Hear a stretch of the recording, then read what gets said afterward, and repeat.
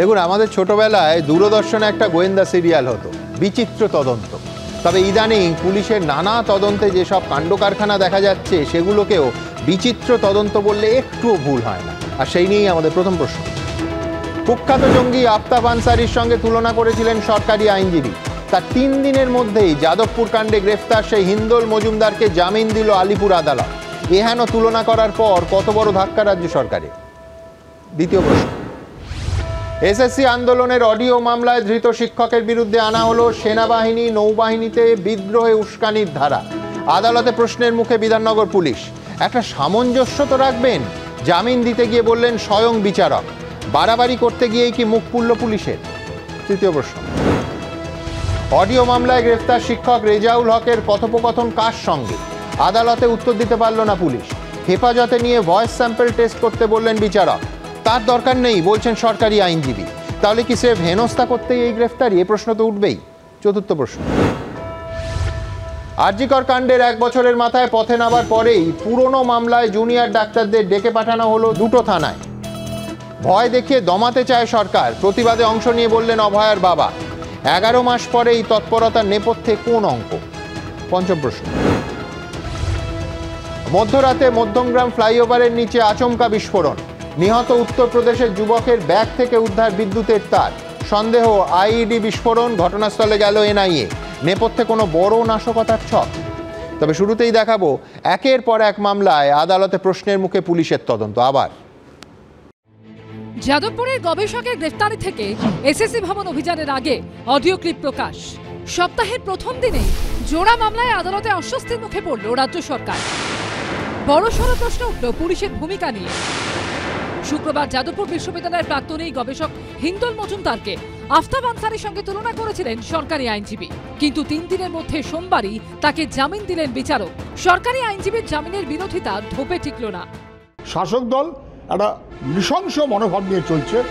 শুধু হিন্দোল মজুমদার নয়, এসএসসি অভিযানের আগে অডিও ক্লিপ প্রকাশ মামলাতেও আদালতে প্রশ্নের মুখে পড়ল পুলিশ। ধৃত শিক্ষক রেজাউল হককে জামিন দিল আদালত। ফোনে কথোপকথনের অডিও সামনে এনে হিংসাত্মক আন্দোলনের ছক কষার অভিযোগে রবিবার রাতে তাকে গ্রেফতার করে পুলিশ। সোমবার বিকেলেই জামিন দিল আদালত। এরই সঙ্গে বিচারক অর্ঘ্য আচার্য কার্যত বিস্ময়ের সুরে পুলিশকে প্রশ্ন করলেন, আন্দোলনকারী শিক্ষকের বিরুদ্ধে সেনা এবং নৌবাহিনীর ধারা কেন? যে ধারা দিয়েছেন তার সঙ্গে ফোনের কথোপকথনের কোনো সামঞ্জস্য নেই। জোড়া মামলায় আদালতে ধাক্কা খেল সরকার। প্রশ্ন উঠে গেল পুলিশের ভূমিকা নিয়ে। যে কোনো প্রতিবাদকেই তৃণমূল কংগ্রেস আজকে এভাবে বন্ধ করতে চাইছে। এ দিয়ে আমার মনে হয় না তৃণমূলের পাপ মোচন হবে। অ্যারেস্ট হওয়া, জামিন পাওয়া, এগুলো তো মানে একটা আইনের পথ। এই আবহে বিতর্ক উস্কে দিল আরজিকর কাণ্ডে পুলিশের ভূমিকাও। আরজিকর মেডিকেলে তরুণী চিকিৎসকের ধর্ষণ খুনের 1 বছরের মাথায় আন্দোলন যখন ফের দানা বাঁধছে, তখন পুরনো মামলায় সোমবার জোড়া থানায় ডাকা হয় আন্দোলনকারী জুনিয়র ডাক্তারদের। বিভিন্ন জনকে হ্যারাস করার জন্য এইভাবে বাড়িতে চিঠি পাঠানো হচ্ছে 1 বছর পর পর। একের পর এক মামলা, একের পর এক প্রশ্নের মুখে পুলিশ। চরম অস্বস্তিতে রাজ্য সরকার। বিজন চক্রবর্তী, বিজেন্দ্র সিংহ ও সন্দীপ সরকারের রিপোর্ট, এবিপি আনন্দ। দেখুন, শুরুতেই আপনাদের একটা জিনিস মনে করিয়ে দেব। গত বৃহস্পতিবার এই অনুষ্ঠানে আমরা প্রশ্ন তুলি যে ঘটনার সময় কলকাতাতেই না থাকা স্পেন থেকে গত সপ্তাহে দেশে ফেরা গবেষক হিন্দোল মজুমদারকে এইভাবে লুকআউট নোটিশ জারি করে দিল্লি থেকে গ্রেফতার করা হলো কেন? আমি বলেছিলাম, হিন্দোল কি জঙ্গি নাকি? হিন্দোল কি সন্ত্রাসবাদী? হিন্দোল কি আফতাব আনসারি? আমরা জানতামই না। এ কথা বলার 24 ঘন্টার মধ্যে আদালতে দাঁড়িয়ে সরকারি আইনজীবী শুক্রবার ঠিক এটাই বলবেন যে হিন্দোল আফতাব আনসারির মতোই বিদেশে বসে ষড়যন্ত্র করে যাদবপুর কাণ্ড ঘটিয়েছে। আমি প্রথমে দেখাবো গত বৃহস্পতিবার এই অনুষ্ঠানে ঠিক কি বলেছিলাম। একজন গবেষক যিনি 8000 কিলোমিটার দূরে, আমি বলছি ঘটনাটাকে, অনেকে বলছিলেন সেদিন স্পার অফ দ্য মোমেন্ট, এটা ঘটে গেছে ঘটনা, অনেকক্ষণ ধরে ঘটনা চলেছে, সেই ঘটনাটাকে আগে থেকে প্ল্যান এবং 8000 কিলোমিটার দূরে স্পেনে বসে এই গবেষক সেটা প্ল্যান করেছেন। এবং তিনি যখন, লক্ষ্য করুন ঘটনা প্রবাহটা, দিল্লি এয়ারপোর্টে নামলেন, তিনি আফতাব আনসারি নন, তিনি জঙ্গি নন, সন্ত্রাসবাদী নন, এমনকি বিনয় মিশ্রও নন। তাকে আমাদের কলকাতা পুলিশের লুকআউট নোটিশে গ্রেফতার করা হলো। আর এবার দেখাবো সরকারি আইনজীবী শ্রী সৌরিন ঘোষাল পরের দিন অর্থাৎ শুক্রবার আলিপুর আদালতে ঠিক কি বলেছিলেন। বিচিত্র সমাপতন দেখুন। হিন্দোলের সাথে আফতাব আনসারীর একটা না আমরা করা যায়। ওনারা যেটা বলতে চেয়েছেন সেই সময় ওনারা ছিলেন না, এখানে বাইরে ছিলেন, সেই রেসপেক্টে কথা প্রসঙ্গে আমরা বলেছিলাম যে সেই কেসে ওই আফতাব আনসারীর কেসে কনভিকশন হয়েছিল, হাইকোর্টে গেছিল, হাইকোর্টও কনফার্ম করেছিলেন এবং সেখানে উনি তো ছিলেন না ঘটনায়, সেটাই প্রসঙ্গ। ওনারা প্লি নিয়েছিলেন, ওরা ইন্ডিয়ার বাইরে ছিলেন। একই ঘটনায় ওখানেও দেখা যাচ্ছে যে প্রাইম অ্যাকিউজড ছিল ইন্ডিয়ার বাইরে, উনি মাস্টার মাইন্ড ছিল, উনি অপারেট করেছিলেন, সেই প্রসঙ্গ এসেছিল। এবার আমার প্রথম বক্তা ফিরদৌস শামীমের কাছে আসব। আমেরিকান সেন্টারে 2002 সালে পুলিশ সহ সুরক্ষা কর্মীদের গুলি চালিয়ে খুন করার মামলায় দুবাইতে বসে পরিকল্পনা করার জন্য আফতাব আনসারীর ফাঁসির সাজা হয়েছিল, আর রাজ্য সরকার যাকে কোর্টে দাঁড়িয়ে সেই আফতাব আনসারীর সঙ্গে তুলনা করলো, 3 দিনের মধ্যে তার জামিন হয়ে গেল। এর মানেটা আইনিভাবে কি দাঁড়ায় ফিরদৌস? দেখুন, পুলিশের অ্যারেস্ট করার ক্ষমতা আছে, তার মানে এই নয় পুলিশ যখন যে যা কিছু লিখলো ধরে অ্যারেস্ট করে নিয়ে চলে এলো।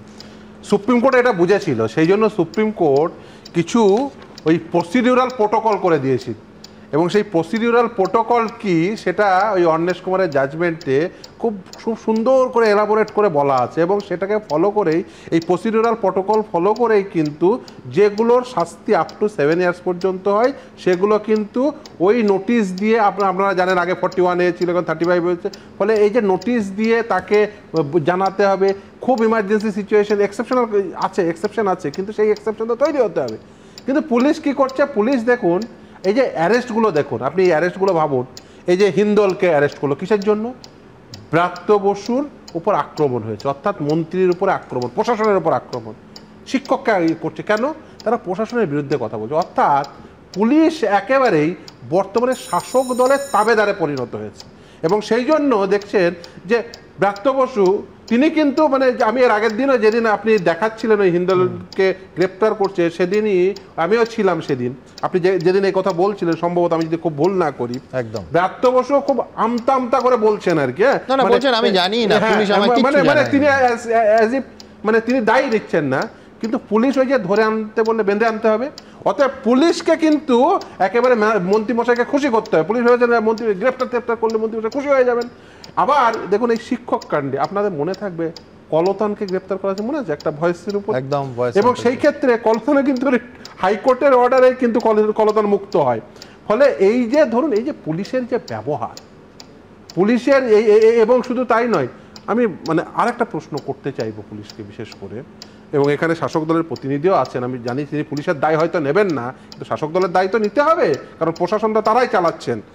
সেটা হচ্ছে যে আপনার ইচ্ছা হলো যে কোনো দুজন ব্যক্তির মধ্যে ফোন আলাপ ইচ্ছা হলো আর আপনি ট্যাপ করতে শুরু করে দেবেন, তার তো নির্দিষ্ট কারণ থাকবে এবং তার একটা প্রসিডিউর আছে, অনুমতি নিতে হবে। একদম, আমি এই জায়গাতেই আসতে চাই। এমনকি অনেক ক্ষেত্রে মুখ্য সচিবের সই লাগে, স্বরাষ্ট্র সচিবের সই লাগে, ইমার্জেন্সি না হয় অবশ্যই লাগবে, এবং সেটা একটা নির্দিষ্ট এসওপি আছে। ফলে সেগুলো যে ভায়োলেট করছেন, আসলে এগুলো কেন করছেন? আসলে করছেন ভাবছেন কোনো সময় মন্ত্রীমশাইকে খুশি করব, আর কোনো সময় পুলিশ ভাবছেন, আমি দেখছিলাম ওরা সাংবাদিক সম্মেলন করছেন, কিন্তু প্রথম প্রশ্ন তো এটাই হওয়া উচিত ছিল যে কি এমন হিনিয়াস ক্রাইম করেছেন যার জন্য গ্রেপ্তার করতে হবে, ইমিডিয়েট গ্রেপ্তার করতে হবে। কেন গ্রেপ্তার করতে হবে? এই হিন্দোলকেই বা কেন গ্রেপ্তার করতে হবে, বা শিক্ষকদের কেন গ্রেপ্তার করতে হবে? আচ্ছা, শিক্ষকরা আপনি কি করতে যাচ্ছিল সেটা সম্পর্কে ওয়াকিবহাল ছিলেন? আমাদের যখন যে কোনো অফেন্স, যখন আমি কিছুক্ষণ আগে শুনছিলাম ওই যে আপনাদের বলছেন যে আফতাব আনসারীর সঙ্গে তুলনা করতে বলছেন, আমরা এই পার্ট দিয়ে নিয়েছি যে ক্রিমিনাল জুরিসপ্রুডেন্স হচ্ছে এটাই, যে কোনো সেকশন দিলে স্ট্রিক্ট গ্রামাটিক্যাল কনস্ট্রাকশনে সেই সেকশনটি অ্যাট্রাক্ট করছে কি করছে না সেটা প্রথম দেখতে হয়। আমি আপনার কথা শুনে আমি তো একটু মাঝে মাঝে মানে বুঝতে প্রায় ভুল করে ফেলছি যে আচ্ছা ওই যে আমাদের যে বইগুলো, আইনের বইগুলো পড়ছেন নাকি শুধুমাত্র আপনার শোটো দেখছেন দিয়ে দেখেই যে আপনি আফতাব আনসারী আজকে বললেন, আজকে সন্ধ্যাবেলায় বললেন, কাল সকালে গিয়ে আফতাব আনসারীটা একটু চিপকে দেওয়া হলো। মানে এই যে চিপকানোর যে অভ্যাস, অ্যাকচুয়ালি তো মানে জজ সাহেবকে বলতে হচ্ছে পুলিশকে যে একটা সামঞ্জস্য তো রাখবেন, মানে ধারার অপরাধে মানে অভিযোগ তার কোনো সামঞ্জস্য থাকছে না। যে কথা বলছেন স্ট্রিক্ট গ্রামাটিক্যাল কনস্ট্রাকশনে ওই সেকশনটা অ্যাটাক না হলে সেই অফেন্সটা কনস্টিটিউট হচ্ছে এটা বলাই যায় না, অথচ তারা লিখে দিচ্ছেন। ওই যে বললাম আপনি সন্ধ্যাবেলায় বলছেন, পরের দিন সকালে গিয়ে আফতাব আনসারি চিপকে দিচ্ছেন। সেকশনটা চিপকানোর আগে তো ওই সেকশনটা পড়ে দিতে হবে, কিন্তু পড়ছেন না, দুর্ভাগ্য। আমি একটা জায়গায় বলবো যে আমি আইনের পুরো ব্যবস্থাটার প্রতি শ্রদ্ধাশীল, যার ফলে এই শো দেখে তারা ওখান থেকে তুলে নিয়েছেন, এতটা আমি ভাবি না। কিন্তু আমি বলছি সেটা না হলে তো আরও বিপজ্জনক ব্যাপারটা, যে একটা পরিবার, ভাবুন একজন মেধাবী ছাত্র, যিনি কৃতি ছাত্র, তিনি একটি বিশেষভাবে তার কৃতিত্বের স্বাক্ষর হিসেবে তাকে স্পেনে গিয়ে গবেষণা করার সুযোগ পেয়েছেন। মাদাম কুরি নামে একটি স্টাইপেন্ড পেয়ে তিনি ওখানে গেছেন। আমি বলছি সেই পরিবারটা, সেই মানুষটা, তাদের ওপর ঠিক কী ঝড় বয়ে গেল। আমি সরাসরি সেই পরিবারের সঙ্গে কথা বলবো। হিন্দোল মজুমদারের মাসি সুদেষ্ণা বন্দ্যোপাধ্যায় এই মুহূর্তে আমাদের সঙ্গে এই অনুষ্ঠানে আছেন। আমার প্রথম প্রশ্ন হচ্ছে যে একজন ইন্টারন্যাশনাল টেররিস্ট, আন্তর্জাতিক সন্ত্রাসবাদী জঙ্গি, তার সঙ্গে যদি কথার কথা হয়, সেইটা সরকারি আইনজীবী তিনি কোর্টে দাঁড়িয়ে তুলনা করছেন কার, যে একজন কৃতি গবেষকের। এবং কোন মামলায় টানা হচ্ছে? যে মামলায় অভিযুক্তর ফাঁসির আদেশ হয়েছে, ঠান্ডা মাথায় তার পরিকল্পনা অনুযায়ী 4 জন পুলিশকর্মী এবং 1 জন সুরক্ষা কর্মীকে গুলি করে খুন করা হয়েছিল আমেরিকান সেন্টারের সামনে 2002 সালে। সেই তখন ফিল্ড রিপোর্টার হিসেবে আমি কাভারও করেছি। আমি বলছি এটা ওই পরিবারটা, অর্থাৎ আপনাদের পরিবারটা, সুদেষ্ণা দেবী, এই যখন খবরটা শুনলেন, একেবারে লুকআউট নোটিশ, এবং তার জন্য দিল্লিতে গ্রেফতার করা হয়েছে আপনার আত্মীয়কে, একজন অল্প বয়সী তরুণ গবেষককে, যার সামনে অসীম সম্ভাবনা, আপনাদের পারিবারিকভাবে কতটা ধাক্কা লেগেছিল?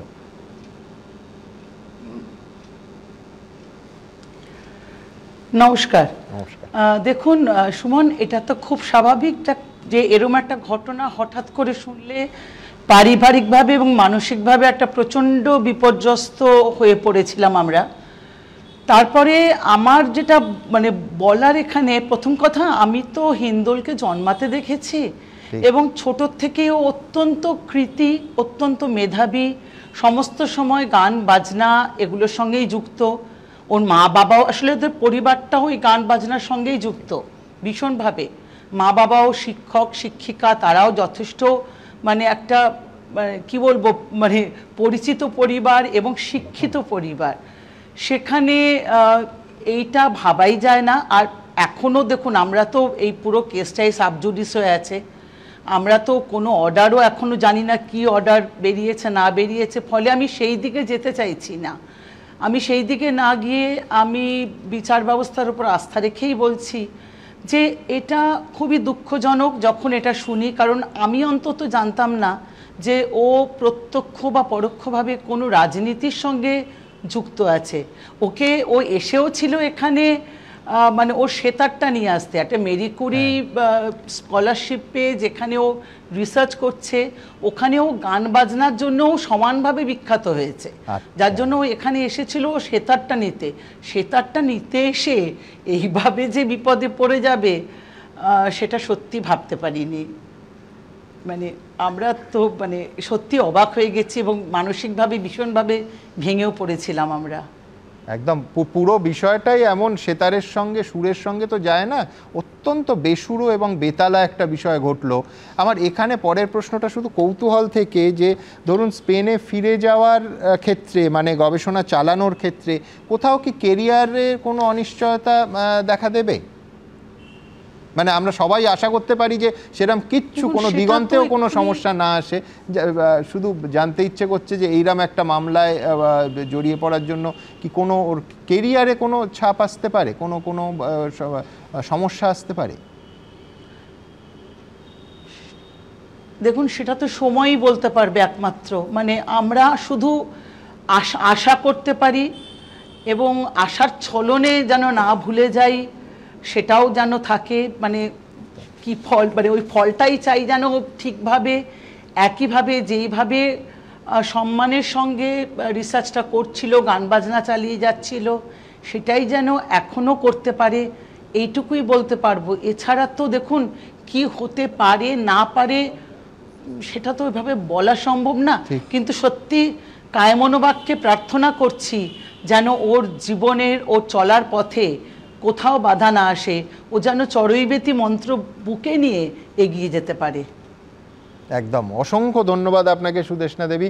আমি বলছি যে চড়ুইবেতি, আমি বলছি প্রত্যেকে, যে কোনো মানুষ চাইবেন যে একেবারে পরিষ্কার এই উজ্জ্বল গবেষক তার কেরিয়ারে যেন শটান এগিয়ে যেতে পারে, আর কোনো তার ছিঁড়ে গেছে কবে বলে আফসোসের জায়গাটা, আশঙ্কার জায়গাটা সম্পূর্ণ নস্যাৎ হয়ে যায়। তার কারণ যে সঙ্গীত চর্চা করে, যে কৃতি গবেষক, তাকে আমি বলছি যে অভিযোগ বা পুলিশ তদন্ত করে দেখুক না, কিন্তু শটান লুকআউট নোটিশ জারি করে তাকে দিল্লি থেকে তুলে আনা এবং আফতাব আনসারির সঙ্গে একটা মধ্যবিত্ত শিক্ষিত পরিবারে এটা কত বড় আমি বলবো স্টিগমার বিষয়, সেটাও বোধহয় পুলিশ কর্তাদের ভেবে দেখা দরকার। বিষয়টা এত সহজ নয় যে একটা মামলা তার কোনোদিন কোর্টে প্রমাণ হলো, পরের দিন জামিন পেয়ে গেল।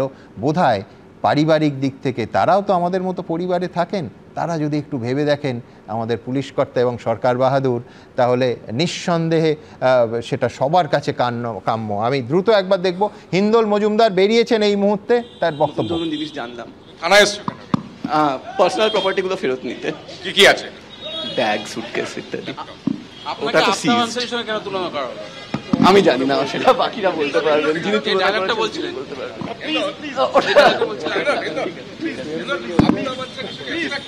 হ্যাঁ একদম না, খুব খুব আনফরচুনেট। Please please. আমরা দেখতে পাচ্ছি হিন্দোল মজুমদার, তার বাবা, তার মা। বলছি কি অভিজ্ঞতা? অভিজ্ঞতা মানে আমরা এখন খুশি আর কি, এই অবধি বলতে পারি। আমরা দেখতে পাচ্ছি যাদবপুর থানায় হিন্দোল মজুমদার, তার মা, তার বাবা এবং তার দিদি একদম যাদবপুর থানায় কোর্ট থেকে সরাসরি এসে হাজির হয়েছেন। যেটা বলা হচ্ছে তাদের পরিবারের তরফ থেকে যে বেশ কিছু জিনিসপত্র এই থানায় আছে, সেই জিনিসপত্র তারা নিতে আসছেন এবং এখান থেকে তারা বাড়ি ফিরতে চান।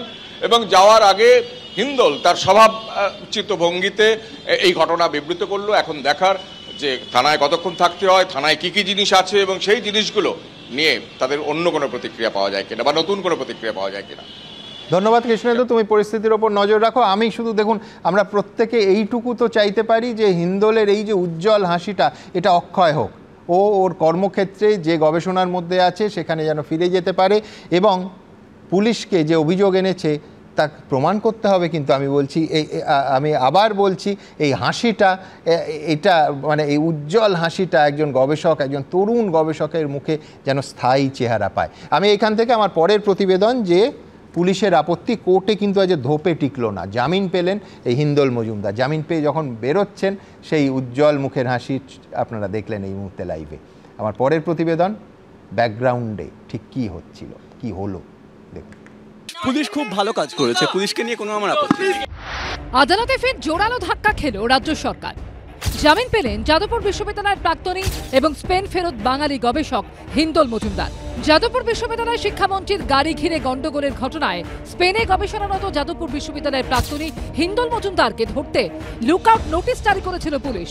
তার ফলে বুধবার স্পেন থেকে দিল্লি বিমানবন্দরে নামতেই তাকে গ্রেফতার করা হয়।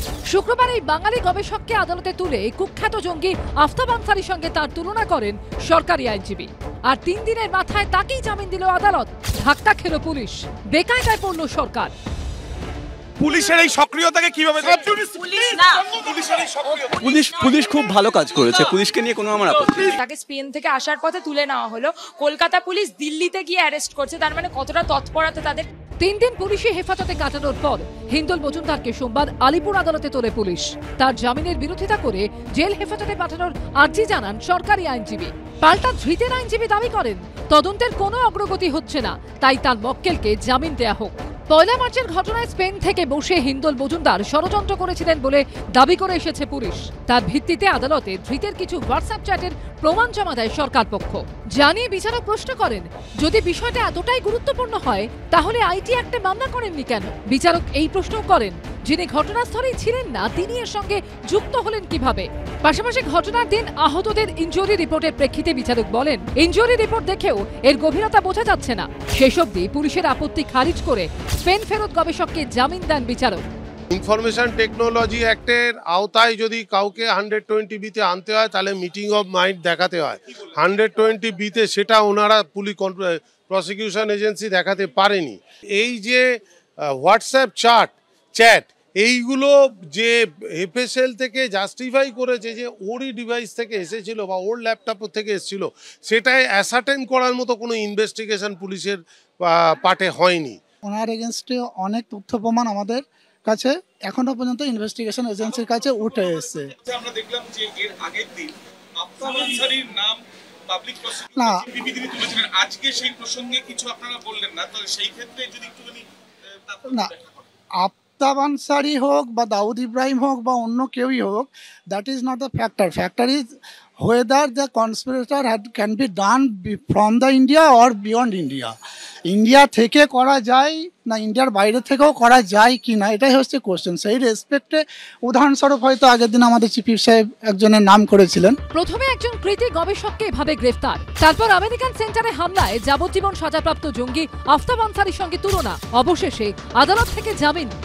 গোটা ঘটনায় তৃণমূল সরকারের বিরুদ্ধে খড়গহস্ত বিরোধীরা। কেউ লাদেনের সঙ্গে তুলনা করছে, কেউ আফতাব আনসারীর সঙ্গে তুলনা করছে। ঘটনার দিন যার গাড়িতে ছাত্রকে পিষে দেওয়া হলো সে সাধু, আর কয়েক হাজার কিলোমিটার দূরে বসে থাকা হিন্দল মজুমদার সে হচ্ছে অপরাধী, ক্রিমিনাল এবং সন্ত্রাসবাদী। ভাবা যায় নাকি? তাকে অ্যারেস্ট করা হয়েছিল, তিনি যে বিশৃঙ্খলাটা তৈরির সঙ্গে যুক্ত ছিলেন হোয়াটসঅ্যাপে, নিজে যেখানেই বসে থাকুন, তিনি কৃতি ছাত্র হতে পারেন এবং সে নিয়ে কোনো সন্দেহও নেই, কিন্তু কৃতি ছাত্র অপরাধ করলে আইন প্রযোজ্য হবে না, এটা আমার দেশের আইনে নেই। সব মিলিয়ে গবেষকের গ্রেফতারি কাণ্ডে পুলিশের ভূমিকা বড়সড় প্রশ্নের মুখে। আবির দত্ত, পার্থপ্রতিম ঘোষ ও কৃষ্ণেন্দু অধিকারী রিপোর্ট, এবিপি আনন্দ। আমার পরের বক্তা নজরুল ইসলাম, তার কাছে যাওয়ার আগে আমি দ্রুত আরেকটা ঘটনা, যেটা শুরুতেই বললাম, সেই ঘটনাটাও পাশাপাশি নিয়ে আসবো। তার কারণ কোথাও একটা মিল আছে। নজরুলদা জানেন যে অডিও টেপ নিয়ে গতকাল বিধাননগর পুলিশ ঢাক ঢোল পিটিয়ে সাংবাদিক সম্মেলন করেছে এবং যে অডিও টেপ শোনানো হয়েছে সেটা অত্যন্ত উদ্বেগজনক। কিন্তু মুর্শিদাবাদ থেকে রেজাউল হক নামে মালদার এক স্কুলে পড়ানো চাকরিহারা শিক্ষককে ওই কেসে পুলিশ গ্রেফতার করলো, অথচ আজ আদালতে সম্পূর্ণ অন্য ছবি। আদালতে পুলিশ বলতেই পারল না যে একদিকে যদি রেজাউল হক থাকেন তাহলে অন্যদিকে কে।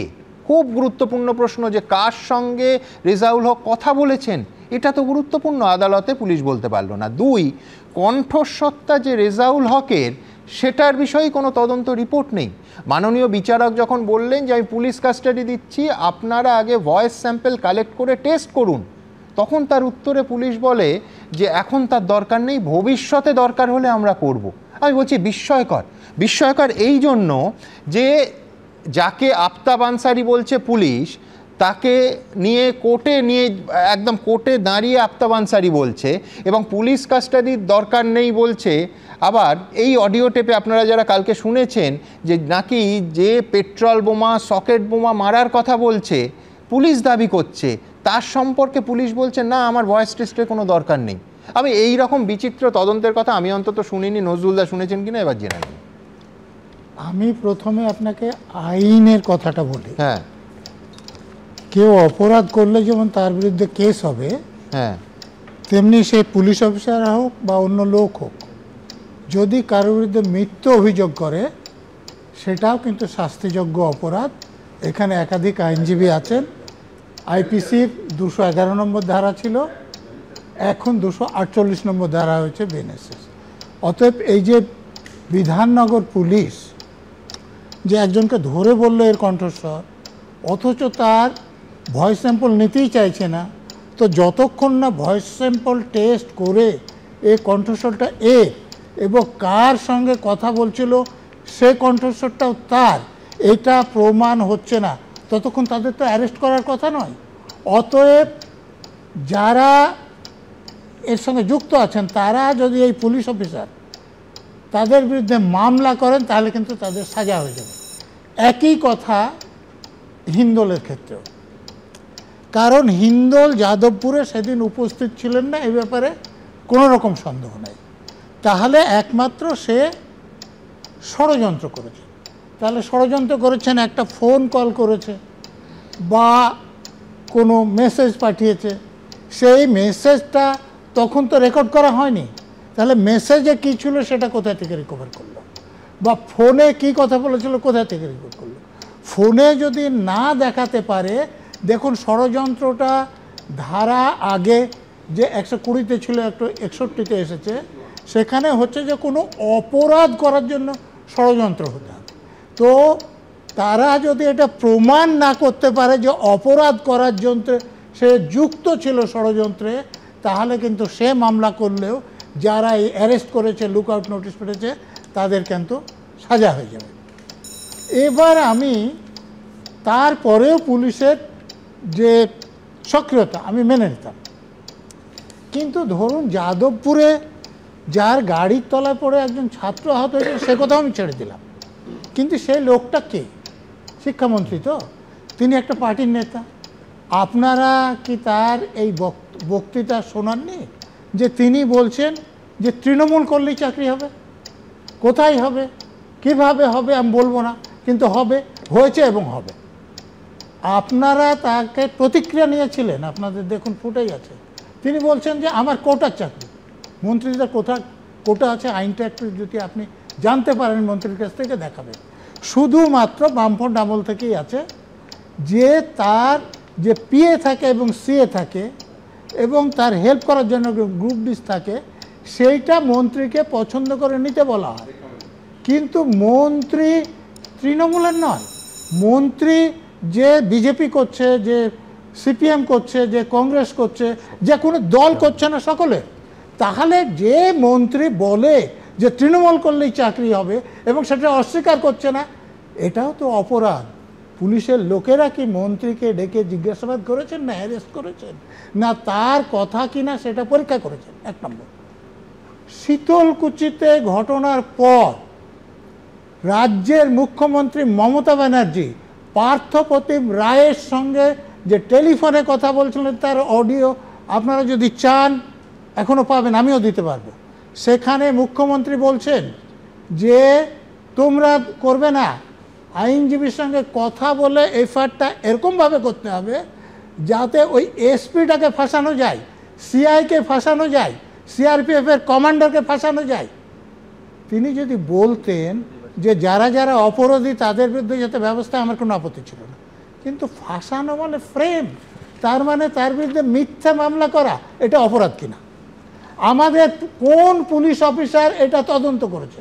আমি বিধাননগর থানারই একটা কেস দিয়ে আমি শেষ করছি, অনুব্রত মণ্ডলের কথা বলছি না আপনারা, আমি আসবো আলাদা করে এই আলোচনাতেই আসবো। সমরেশ চক্রবর্তীর কথা আপনাদের মনে আছে? কিশোর হালদার হাসপাতাল থেকে দেখে মাথায় ব্যান্ডেজ করে রক্ত ভেজা জামা নিয়ে বাগুইহাটি থানায় এসে বললেন যে এই কাউন্সিলর আমার কাছে 50 লাখ ঘুষ চেয়েছিলেন, আমি 20 লাখ, তারপরে 3 লাখ, 23 লাখ টাকা দিয়েছে, বাকি টাকা দিতে পারিনি, সেই জন্য আমাকে মারধর করেছে। সেই কাউন্সিলরকে আমাদের পুলিশের লোকেরা খোঁজ করে পেয়েছিলেন, তো বলছেন যে বাড়িতে আমরা নোটিশ দিয়েছিলাম হাজির হতে। মাসের পর মাস তিনি ফেরার থেকে না, 2 মাস পরে যখন বারাসাত আদালতে হাজির হলেন, তার জামিনের বিরোধিতা করা হয়েছিল, তিনি এবং তার সঙ্গে লোকেরা জামিন পেয়েছিলেন। তো লুক আউট নোটিশ ছেড়ে গেলাম, থানা কেন জানতে পারলেন না? পিপি কেন তার বেলের বিরোধিতা করলেন না? এইগুলো যদি না থাকতো তাহলে আমি পুলিশের কাজের প্রশংসা করতে পারতাম। বেশ, আমি এইখানে একেবারে এতবার কথা হচ্ছে, আমি একবার দ্রুত দেখে নেব যে হিন্দোল মজুমদারের এই মামলাটা কোথা থেকে এর উৎপত্তি, কি আগে হয়েছিল। কিন্তু তার আগে একটা জায়গায় নজরুলদা বললেন যে মিথ্যে মামলার জন্য শাস্তি আছে, হ্যাঁ কাগজে কলমে আইনত নিশ্চয়ই আছে, কিন্তু কটা ক্ষেত্রে হয়। আমার মনে আছে কলকাতা হাইকোর্টে মাননীয় বিচারপতি সন্দেশখালিতে যখন বামপন্থী নেতা এবং প্রাক্তন বিধায়ক কৌস্তবদের দলের, তাকে বোধহয় সম্ভবত 19 দিন, আমার 1-2 দিন এদিক ওদিক হতে পারে, 19 দিন পরে কলকাতা হাইকোর্ট থেকে ছাড়া হলো। কলকাতা হাইকোর্টে মাননীয় বিচারপতি বলেছেন যে আপনাকে যারা 19 দিন জেলে রাখলো তাদের জেলে পড়া উচিত, এত বড় কথা।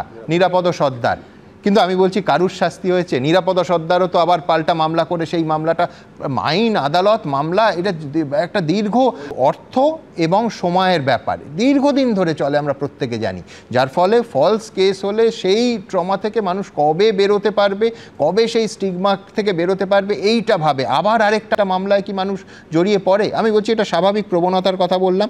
দেখুন, যাদবপুরের গবেষক থেকে চাকরিহারা শিক্ষক, চাকরিহারা শিক্ষক থেকে আরজিকরের জুনিয়র ডাক্তার, পরপর প্রত্যেকটা ঘটনা কেউ বলতে পারেন যে এইভাবে এক সুতোয় গাঁথা যায় যে প্রতিবাদী কণ্ঠস্বর আটকাতে হবে, অথচ জামিন হয়ে যাচ্ছে আদালতে। আর সেই প্রক্রিয়ায় সবথেকে বড় খটকাটা কি জানেন? যে চাকরিহারা শিক্ষকদের ওই যে অডিও, আমি আবার বলছি যে ওই অডিওটা শুনলে সত্যি সত্যি শিহরণ হয় যে মানে আমি বলছি একেবারে হিংসার রাস্তায় কারা হাঁটছেন, অথচ পুলিশের কাছে তার উত্তর নেই। এবং যে অরূপ নিশ্চয়ই এর ব্যাখ্যা দেবে, যে ধারাটা দেয়া হয়েছে সেটা বিএনএসের 353(1) ধারা, যেটা সেনাবাহিনী, নৌবাহিনী, তার কর্মীরা, বায়ুসেনার কর্মীরা বিদ্রোহী হলে বা সেই বিদ্রোহে উস্কানি দেওয়ার জন্য অথবা দায়িত্ব পালন করতে অস্বীকার করলে এই ধারা দেয়া হয়। এর সঙ্গে এই অডিও টেপের আমি বলছি সিমিলারিটিটা কোথায়? ঠিক যে কারণে মাননীয় বিচারক বলেছেন যে কোথাও একটা সামঞ্জস্য তো রাখবেন। স্বয়ং বিধাননগর কোর্টের বিচারক আজকে এই প্রশ্ন তুললেন। অরূপ, শুনুন, দুটো বিষয়, একটা হচ্ছে যাদবপুরের ঘটনা, একটি বিধাননগর। আমি প্রথমে এর আগে যারা বক্তা ছিলেন তাদের কথা শুনছিলাম, মেধাবী ছাত্র, গবেষক। তো আমি যতটুকু জানি লাদেনও অসম্ভব মেধাবী ছিলেন, বা ওই যারা টুইন টাওয়ার অ্যাটাকের মোহাম্মদ আতা তিনিও কম মেধাবী ছিলেন না। এবার সমস্যা হচ্ছে, আমি জানি যে এতদিন পর্যন্ত আমাদের বলা হতো আমরা নাকি ভারত ভ্রমণে বেরোই, এবার বিশ্ব ভ্রমণে চলে গেছি। তো আমি বিশ্ব ভ্রমণে নাকি ঘরে আসছি। হ্যাঁ, আমার সামনে এই মুহূর্তে 2000, তার আগে আফতাব আনসারী ছেড়ে লাদেনে চলে গেছে। আমি আমি বিশ্ব ভ্রমণ থেকে ঘরে একদম। আমি একটু আপনার টেলিগ্রাফ পত্রিকা 2002 সাল, অধ্যাপক রাজাবাজার সায়েন্স কলেজের ভদ্রলোকের নাম কৌশিক গাঙ্গুলি, কেমিক্যাল ইঞ্জিনিয়ারিং, খুব বড় ডাপুটে প্রফেসর ছিলেন। তাকে বুদ্ধবাবুর পুলিশ, মানে যেই পুলিশ গীতা পাঠ করতো না দাস ক্যাপিটাল পাঠ করতো আমি জানি না, ওই মেধাবী অধ্যাপককে তখন ইউএপি আসেনি, তখন পোটা দিয়ে গ্রেপ্তার করিয়েছিল এবং দিনের পর দিন জেল খেটেছিলেন রাষ্ট্রবিরোধী কাজের জন্য।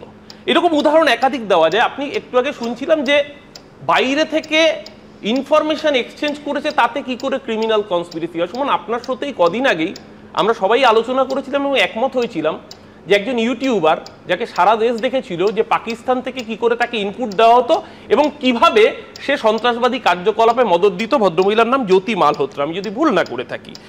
প্রথম কথা হচ্ছে, যেই অভিযোগে এই আমাদের হিন্দলকে গ্রেপ্তার করা হয়েছে, যে ডিজিটাল কনভারসেশনগুলো পুলিশ উদ্ধার করেছে সেটা হচ্ছে যাদবপুরে যে ছাত্রকে প্রথম দিন ডিটেন করা হয়েছিল তার থেকে পাওয়া মোবাইলের তথ্যের ভিত্তিতে, সেখান থেকে হোয়াটসঅ্যাপ যে ইনস্ট্রাকশনগুলো, কোর্ট আনকোর্ট, সেখানে যে কোর্টে শুনানি তো অনেক কিছু সামনে এসছে, সেখানে নির্দেশ দেওয়া হচ্ছে যে বাবুলকে যদি ধরে আমরা এইরকম ব্যবস্থা দিতে পারি তাহলে রাত্রবেলা ভয় পাচ্ছি কেন।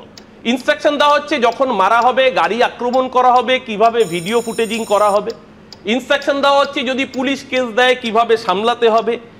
পুরো পরিকল্পনাটা যেখানে নথিভুক্ত, আজকে তার ল্যাপটপ থেকে শুরু করে একাধিক ডিজিটাল যে তথ্যগুলো সেগুলো এসএসএ ফরেনসিকে পাঠানো হয়েছে, তার রিপোর্ট আসছে। তুমি সব বুঝলে, বিচারক শুধু বুঝলেন না। আমি বলছি তো এত মারাত্মক একটার পর একটা। বিচারক যদি নাই বুঝতেন, 3 দিনে জামিন দিয়ে দিলেন এইরকম একটা পরিকল্পনাকারীকে। বিচারক যদি নাই বুঝতেন তাহলে প্রথম দিনই জামিনটা মঞ্জুর করতেন। একটা জিনিস বুঝতে হবে, জামিনটা ন্যাচারাল প্রসেস ভারতীয় আইন অনুযায়ী। জামিনতে পেতে, জামিন পাওয়া মানে তো অভিযোগ থেকে মুক্ত হলো না। আমাকে একটু বলতে দিতে হবে, কারণ আজকে এখানে প্যানেল হচ্ছে 7:1, সেখানে আমরা বলার, বাকি কারোর বলার সময় ইন্টারাপশন হচ্ছে না, সেখানে আমরা বলার সময় প্রতি মুহূর্তে যদি ইন্টারাপশন হয়। জামিনের ক্ষেত্রে বিরোধিতা করার পরে যদি কেউ জামিন পায় তাহলে আজকে মানতে হবে যে জামিনে অভিযোগ।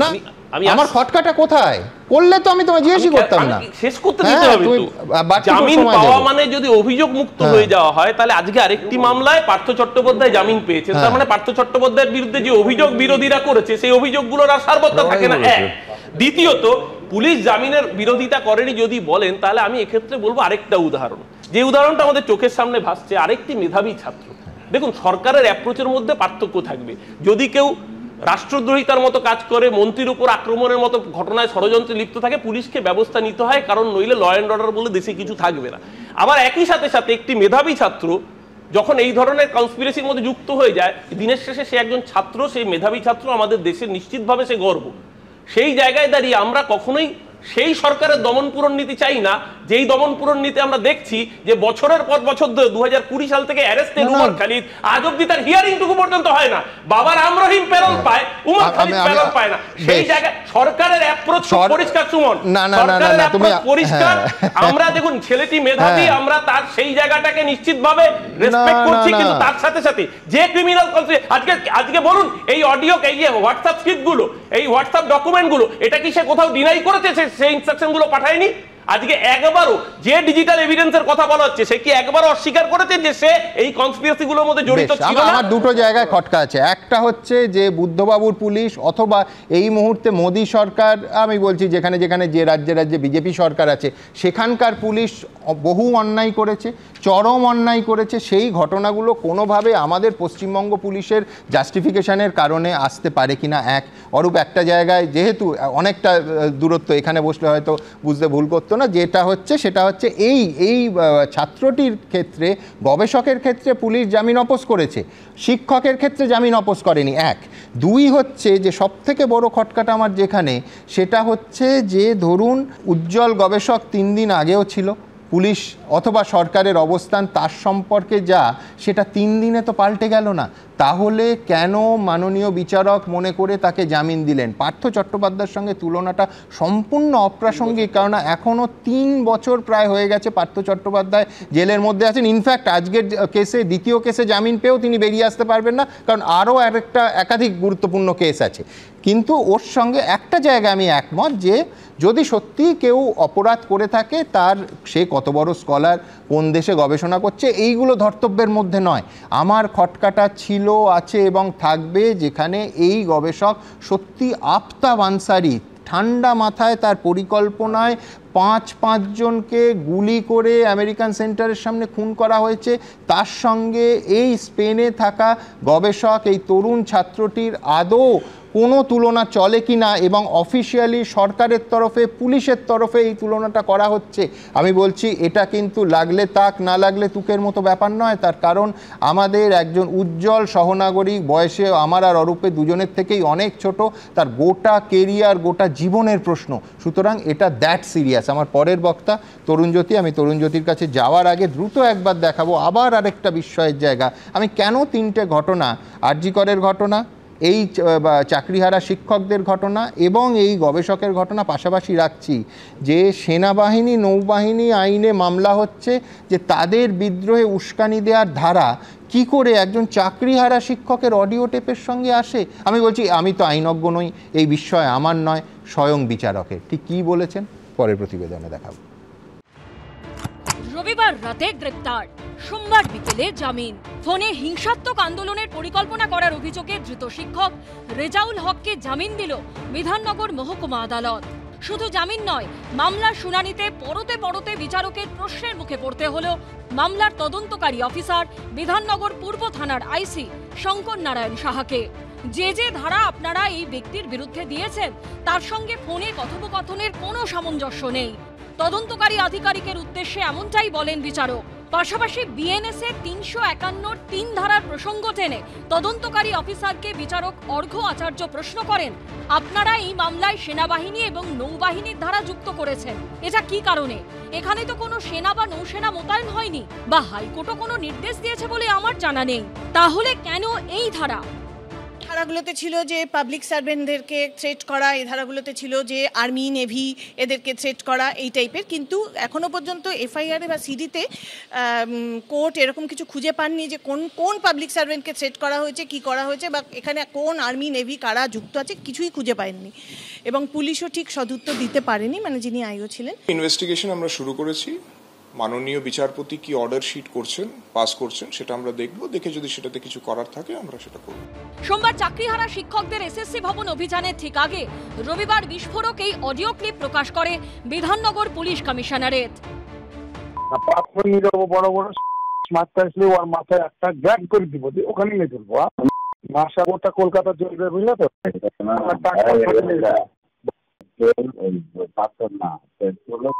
করে নিয়ে যেতে হবে। 500 বোতল করে পেট্রোল নিয়ে তদন্তে নেমে সোমবার রেজাউল হক নামে মুর্শিদাবাদের জলঙ্গির বাসিন্দা পেশায় শিক্ষককে গ্রেপ্তার করে পুলিশ। এদিনই তাকে বিধাননগর আদালতে তোলা হয়। পুলিশের কাছে বিচারক জানতে চান, কিসের ভিত্তিতে আপনারা গ্রেপ্তার করেছেন, কোন সূত্রের ভিত্তিতে গ্রেপ্তার সেটা উল্লেখ নেই কেন, আর ফোনের কথোপকথনের যে ট্রান্সক্রিপ্টেড স্ক্রিপ্ট সেটাও এফআইআর এর সঙ্গে যুক্ত নেই কেন। উত্তরে তদন্তকারী আধিকারিক জানান, পুলিশ পেনড্রাইভের মাধ্যমে এই অডিও ক্লিপ সংগ্রহ করেছে। তখন অভিযুক্তের আইনজীবী জানান, অডিও ক্লিপের কারণে শিক্ষক রেজাউল হক গ্রেপ্তার হলেও তার মোবাইল ফোন বাজেয়াপ্ত করেনি পুলিশ।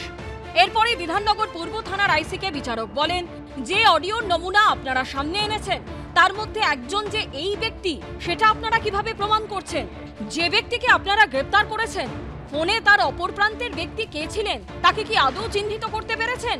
যে ব্যক্তির সঙ্গে এই ব্যক্তির কথা হয়েছিল তার সম্পর্কে আপনারা কিছুই জানেন না। বিষয়টা খুব আকস্মিক। এই কথোপকথনে যা উল্লেখ রয়েছে তাতে কোনো সরকারি কর্মচারী বা পুলিশকে কিভাবে ভয় দেখানো হচ্ছে সে বিষয়টা স্পষ্ট হচ্ছে না। যে ধারা আপনারা যুক্ত করেছেন সেটাও তো স্পষ্ট নয়। এই প্রসঙ্গে সেনাবাহিনী ও নৌসেনা বাহিনী ধারা সংযুক্ত করা নিয়ে প্রশ্ন তোলেন বিচারক। যে ধারায় দিয়েছে সেইটা হচ্ছে যে একটা উস্কানিমূলক মন্তব্য যা আর্মি, এয়ারফোর্স বা নেভির মধ্যে বিদ্রোহ তৈরি করার। তো এখানে কোথা থেকে আর্মি আসছে, কোথা থেকে নেভি আসছে, সে স্বয়ং পুলিশ কর্তা ছাড়া কারোর পক্ষে বলা সম্ভব না। এদিন তদন্তকারী অফিসারের উদ্দেশ্যে বিচারক বলেন, ধৃত তো আপনাদের হেফাজতেই রয়েছে, বরং আমি 7 দিনের পুলিশ হেফাজত দিচ্ছি। আপনারা ধৃত ব্যক্তির কণ্ঠস্বরের নমুনা সংগ্রহ করুন। কিন্তু তাৎপর্যপূর্ণ বিষয় হলো, পুলিশের তরফে বলা হয় কণ্ঠস্বরের নমুনা এই মুহূর্তে সংগ্রহ করার প্রয়োজন নেই, ভবিষ্যতে দরকার হলে তা করা হবে। তখন বিচারক বলেন, তাহলে আমি উল্লেখ করছি যে পুলিশের তরফ থেকে বলা হয়েছে কণ্ঠস্বরের নমুনা তারা এই মুহূর্তে সংগ্রহ করছেন না। আপনারা কতটা চাপের মধ্যে কাজ করেন সেটা আমাকে আলাদা করে বলতে হবে না, কিন্তু তাই বলে পুলিশের এবং ধারার মধ্যে তো একটা সামঞ্জস্য রাখতে হবে। ভরা এজলাসের মাঝেই বিচারক আইসির হাতে তুলে দেন বিএনএস এর একটি বই এবং বলেন, আপনি ভালো করে বইটি পড়ে দেখুন, যে যে ধারা আপনি দিয়েছেন তার সঙ্গে এই মামলার কোনো রকম কোনো সামঞ্জস্য রয়েছে কিনা। আইসিকে যেটা প্রশ্ন করলেন যে ওনাদের কি কোনো রকম ওনার কাস্টাডিয়াল ইন্টারোগেশনের দরকার আছে কিনা, ওনার যে আছে ওনার কোনো ভয়েস স্যাম্পেলের কোনো দরকার আছে কিনা। ওপেন কোর্টে ওনারা বলেছেন যে ওনাদের এরকম কোনো ইনগ্রেডিয়েন্টসের দরকার লাগছে না। যদি না এটা ভয়েস স্যাম্পল নেয় তাহলে এই মামলাটাই দাঁড়ায় না। তাহলে কি স্টেট গভর্নমেন্ট এটা উদ্দেশ্য প্রণোদিতভাবে মামলাটা করে যাতে এই আন্দোলনটাকে ফার্স্ট্রেটেড করা যায় সেই জন্যে করা? আর যে সমস্ত সেকশন দেওয়া হয়েছে এই মামলায় সেই সেকশনগুলো এই ক্ষেত্রে কোনোটাই খাটে না।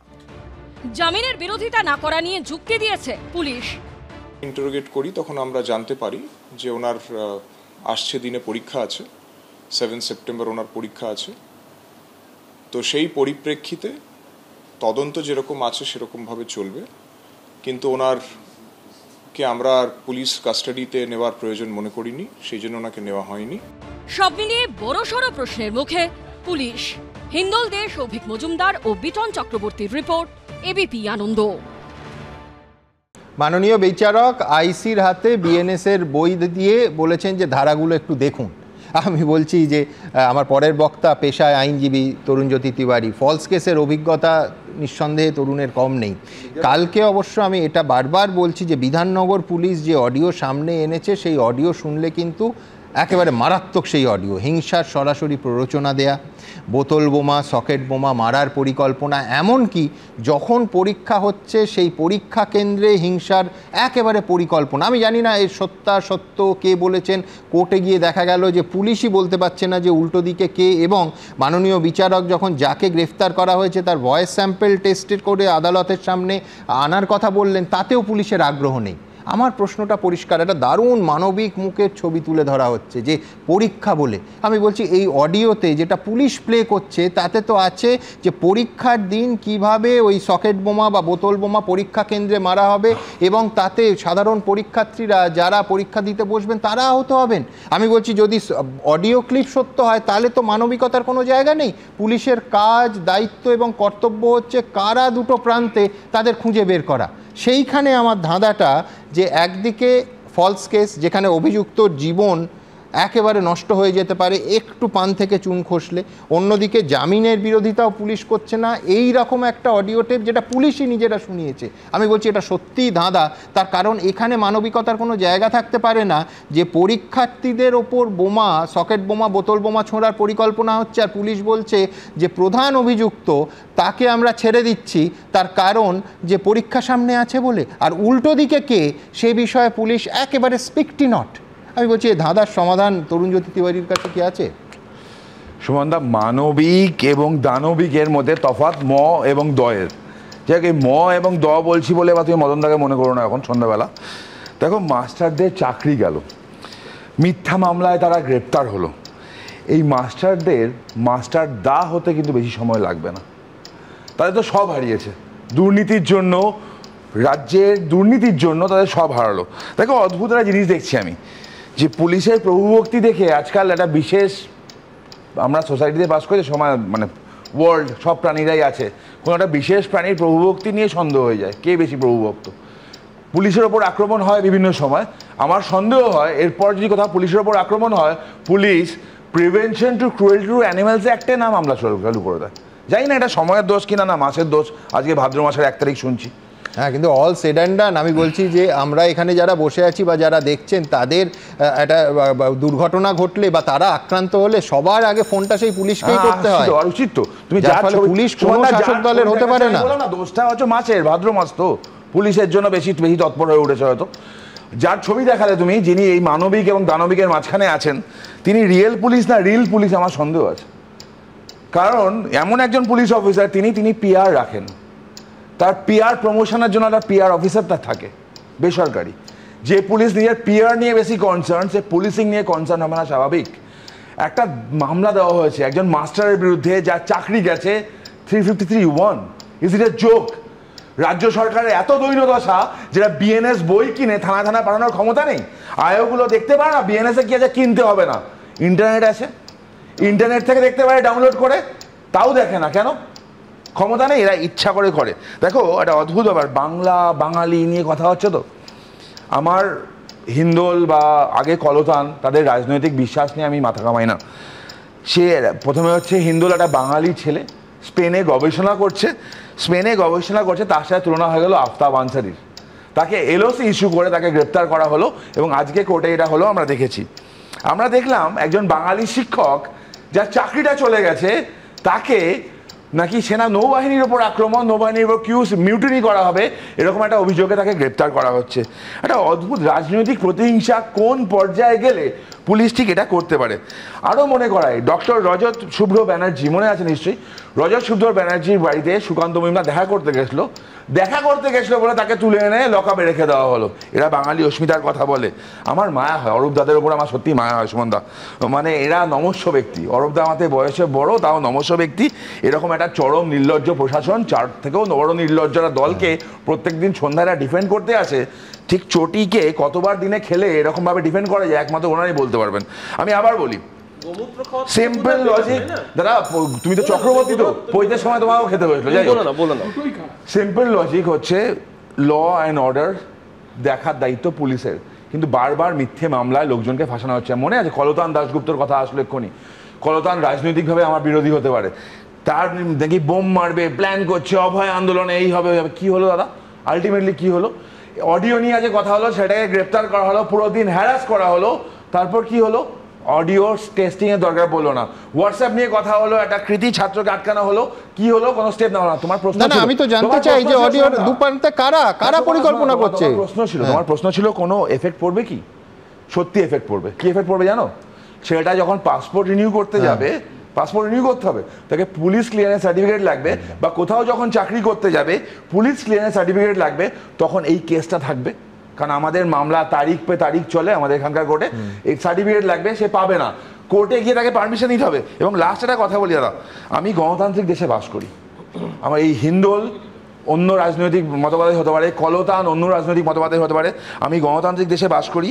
আমি বিশ্বাস করি গণতান্ত্রিক অধিকার যেমন মানুষের আছে, পশুদের আছে, বাম ফ্রন্ট করলে বাম ফ্রন্ট তাদেরও আছে, সুতরাং গণতান্ত্রিক অধিকার লুট করার চেষ্টা করা হচ্ছে। না, গণতান্ত্রিক অধিকার শুধু রোহিত ভেমুলার থাকবে না, যাকে বঙ্গারু দত্তাত্রেয় বাধ্য করবেন মৃত্যুর মুখে ঠেলতে। ভাই তোমার কথা শুনে নাও ভাই, গণতান্ত্রিক অধিকার কানাইয়া কুমারের থাকবে না, যাকে একটা false video Delhi police upload করে সেই ভিডিওর ভিত্তিতে গ্রেপ্তার করে।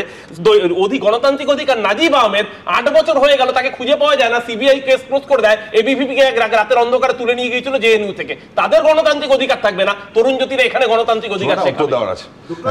আমার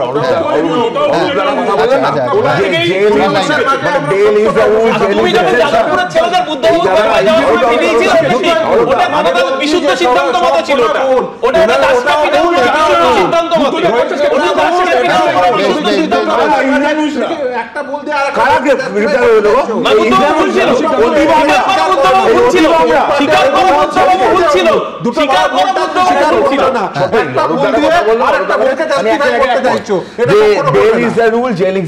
কিন্তু এদের যখন নেতাগুলো যখন বেলে বেরোয় বীরের সম্মান দিয়ে খালাস পেয়ে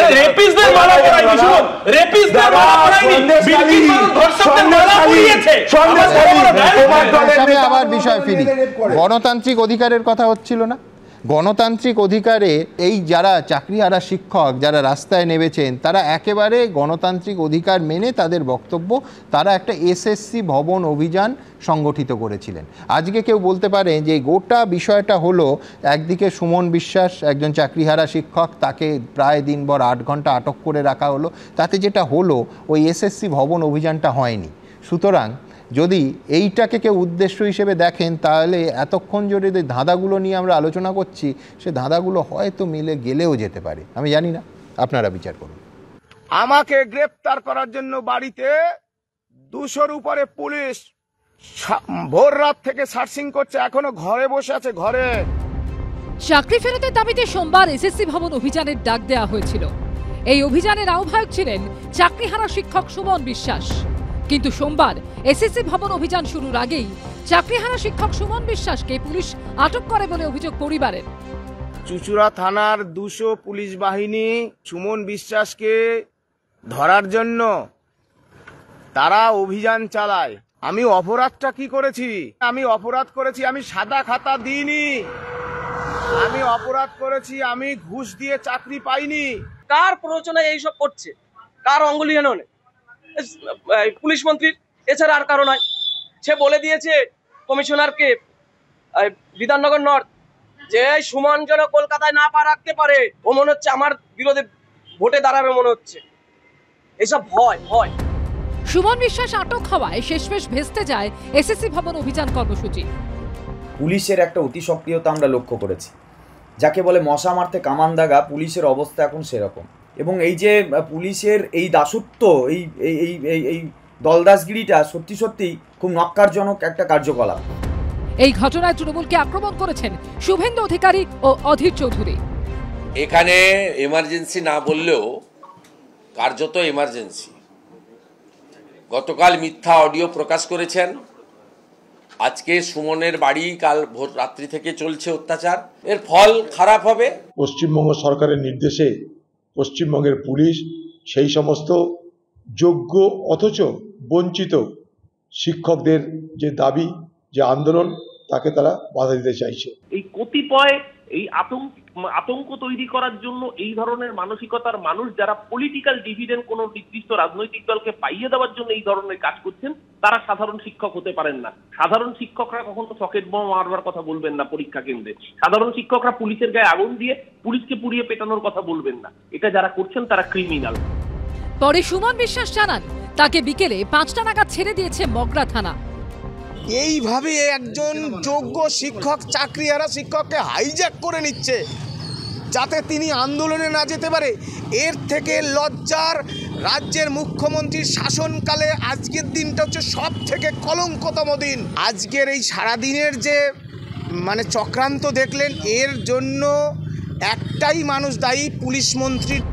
রাজনীতি তার গতিতে বইছে বইবে, কিন্তু যোগ্য শিক্ষক শিক্ষিকারা কি আদৌ হকের চাকরি ফিরে পাবেন? সৌরভ বন্দ্যোপাধ্যায়, পার্থপ্রতিম ঘোষ ও রঞ্জিত সাউয়ের রিপোর্ট, এবিপি আনন্দ। দেখুন, এই যে ঘটনায় হিন্দোল মজুমদার গ্রেফতার হলো সেই ঘটনা নিয়ে কলকাতা হাইকোর্টের মাননীয় বিচারপতি কি বলেছিলেন আমি একটু আপনাদের ফ্ল্যাশব্যাকে নিয়ে যাই, সেই প্রশ্নেই কৌস্তুভের কাছে আসবো। 2025-এর 7ই মার্চ মাননীয় বিচারপতি তীর্থঙ্কর ঘোষ তিনি পরিষ্কার প্রশ্ন তুলেছিলেন যে যাদবপুরের এই ঘটনায় পুলিশের গাছাড়া মনোভাবের জন্য এই বিপত্তি ঘটেছে। তিনি প্রশ্ন করলেন যে স্পেশাল ব্রাঞ্চের আধিকারিকরা কেন থাকেন, এই মামলায় আমরা স্পেশাল ব্রাঞ্চকেও যুক্ত করব। এটা তো মনে হচ্ছে গোয়েন্দা বিভাগের ব্যর্থতা। গোয়েন্দারা কি মন্ত্রীকে সতর্ক করেছিলেন? মন্ত্রীর নিরাপত্তায় থাকা কতজন পুলিশ আধিকারিক আহত হয়েছেন? যদি এই রকম হতো যে প্রচুর লোক এসে মন্ত্রীর ওপর হামলা করেছে ও নিরাপত্তা আধিকারিকদের সংখ্যা যথেষ্ট নেই, অপ্রতুল হয়ে পড়েছে এবং নিরাপত্তা আধিকারিকরা আহত হওয়ার পর মন্ত্রী আহত হয়েছেন, তাহলে অন্য ব্যাপার ছিল। কিন্তু এখানে সেটা হয়নি। আমি বলছি কলকাতা হাইকোর্টের এই অবজারভেশনের পরও পুলিশ ভেবে দেখবে না যে ঘটনাটা আদৌ দূর থেকে অন্য দেশ থেকে পরিকল্পনা করে ঘটনা ঘটেছে, নাকি দুপক্ষেরই কিছু মানুষ যেটা দাবি করছিলেন যে স্পার অফ দ্য মোমেন্ট ঘটনা ঘটে গেছে সেইটা হয়েছে। আমি কোনটা জানি না, পুলিশকে কোর্টে প্রমাণ করতে হবে, যেখানে কিন্তু প্রথমে ফার্স্ট রাউন্ড সেকেন্ড রাউন্ডে অন্তত পুলিশ প্রমাণ করতে পারেনি, সেটা একেবারে দিনের আলোর মতো স্পষ্ট। কৌস্তভ কি বলে? সুমনদা, পুলিশ বলেছে আফতাব আনসারি হিন্দোলকে, আর অরূপদা বলেছে যে লাদেন। তো আমি জানি না আজকে অরূপদা যা ইনফরমেশন দিচ্ছিল, আমি জানি না রাজ্যের মুখ্যমন্ত্রী আজকে এবিপি আনন্দ দেখলে অরূপদাকে তথ্যশ্রী পুরস্কার দিয়ে দেবে কিনা, বলতে পারবো না। আবার কুণাল ঘোষ বলেছে যে অ্যারেস্ট হওয়াটাও নর্মাল, জামিন পাওয়াটাও নর্মাল। এখন সুমনদা, বাংলায় জানো তো একটা সময় আমরা অপেক্ষা করে থাকতাম গাভাস্কারের রেকর্ড কখন ভাববে সচিন, আবার সচিনের রেকর্ড কখন ভাববে বিরাট। এখন অপেক্ষা করে আছে বাংলার মানুষ, পার্থ চ্যাটার্জি কি কুণাল ঘোষের 3.5 বছরের রেকর্ড ভাঙতে পারবে কি পারবে না। এই তো পশ্চিমবাংলার অবস্থা হয়েছে। কিন্তু পুলিশকে ফ্রি হ্যান্ড দিলে একদিকে যেটা ভালো, আরেকদিকে তোমাদের সময় অরূপ বলেছে একাধিক ঘটনায় বারবার অতি সক্রিয়তার অভিযোগ উঠেছে। কৌশিক গাঙ্গুলির সাথে অরূপের পার্টির কিভাবে যোগাযোগ ছিল, বুদ্ধদেব ভট্টাচার্যকে কিভাবে মাওবাদীদের সাথে উড়িয়ে দেওয়ার চেষ্টা করেছিল, সেই আলোচনা একদিন অন্যদিন করব। মূল কথা সুমনদা হচ্ছে রাষ্ট্রের বিরোধিতা করা যাবে না। ওদিকে উমার খালিদ, এখানে হিন্দোল মজুমদার। কার্টুন আঁকলে, সামান্য কার্টুন এঁকেছে বলে বিকেশ মহাপাত্র তাকে তুলে নিয়ে যেতে হবে রাতের অন্ধকারে। সারের দাম বেড়েছে কেন মুখ্যমন্ত্রী আপনি বলুন, তাই শিলাদিত্য চৌধুরীকে তুলে নিতে হবে। মুখ্যমন্ত্রীকে প্রশ্ন করলো যে এইরকমটা কেন আমাদের রাজ্যে হচ্ছে। বিকেশ বাবু নিজেও আঁকেননি, মিম ফরওয়ার্ড করেছিলেন। একদম একদম। তানিয়া ভরদ্বাজ, তাকে বলা হলো এসএফআই ক্যাডার, এসএফআই সাথে কোনো সম্পর্ক নেই, প্রশ্ন করা যাবে না। তানিয়া ভরদ্বাজের শোতে থেকে বেরিয়ে গেলেন মুখ্যমন্ত্রী, রাতের বেলা পুরুষ পাঠিয়ে দিলেন। আরজি করের ঘটনা, ডাক্তারদের পরপর ট্রান্সফার।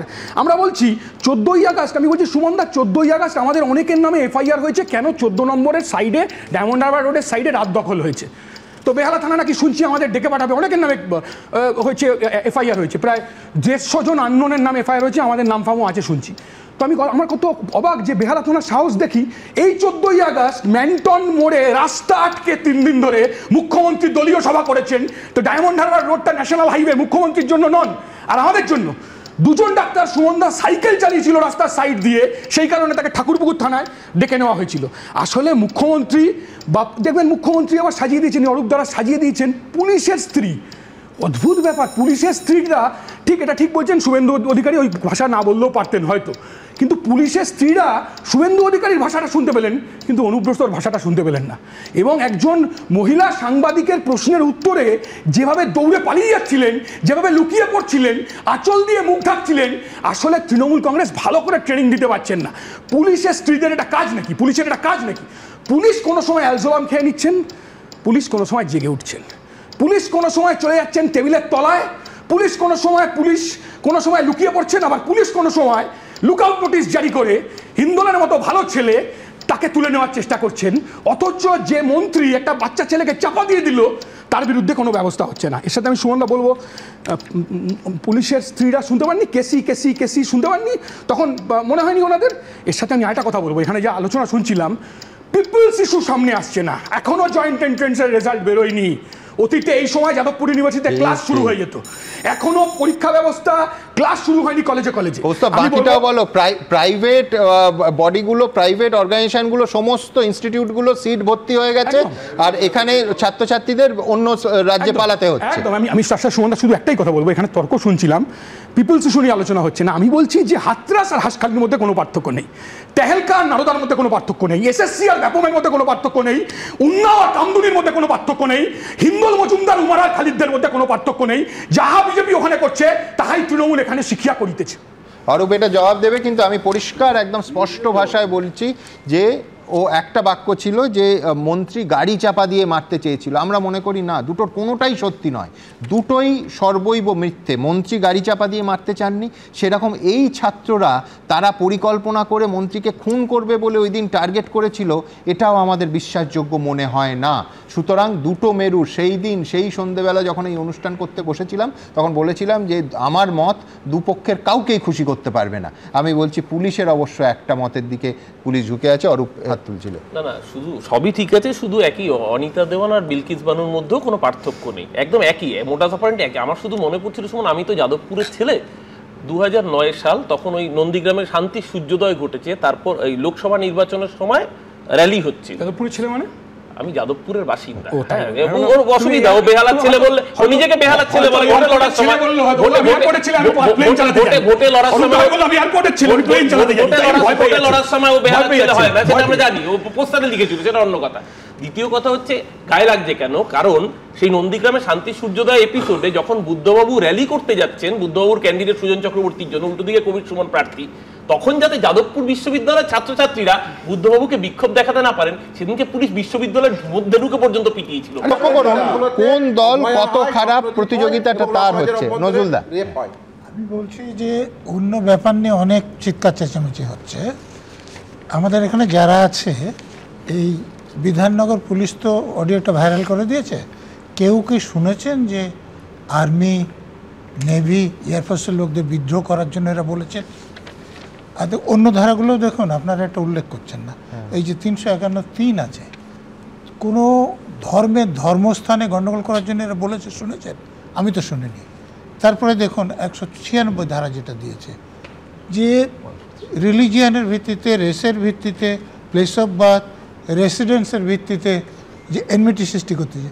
আপনারা, আমি তো শুনিনি, অডিওতে শুনেছেন? আপনি যে বলছিলেন না প্রমাণ করতে হবে, তো এগুলো তো প্রমাণ করতেই হবে না, পুলিশ। হ্যাঁ, আর তারপরে অস্বীকার করেনি বলছেন তো আরও। আচ্ছা, অনুব্রত মণ্ডলকে অস্বীকার করেছেন যে তিনি ওই ইন্সপেক্টরের স্ত্রী এবং মাকে ধর্ষণ করতে চেয়েছেন? উনি কি অস্বীকার করেছেন যে ডিজিকে, আমাকে বলতে দিন, ডিজিকে ফোনে ধরে অথবা না ধরে, ধরেছি বলে তুমি আমি করছে ডিজিকে, যে তুমি একে সরাবে কিনা, গালিগালাজ দিয়ে বলছে যে দেখো একে কত মারবো। এইটারও কি তদন্ত হওয়ার দরকার না যে ডিজিকে ধরেছে? ঠিক, আমি আলাদা করে অনুব্রত মণ্ডল আসবো, কারণ ঘটনাচক্রে আজকেই আত্মসমর্পণ করে জামিন নিয়েছেন অনুব্রত মণ্ডল, আমি এখানে আসবো। কিন্তু যাদবপুর থানা থেকে বেরিয়ে ঠিক কি বলছেন হিন্দোল, আমি দ্রুত একবার দেখবো।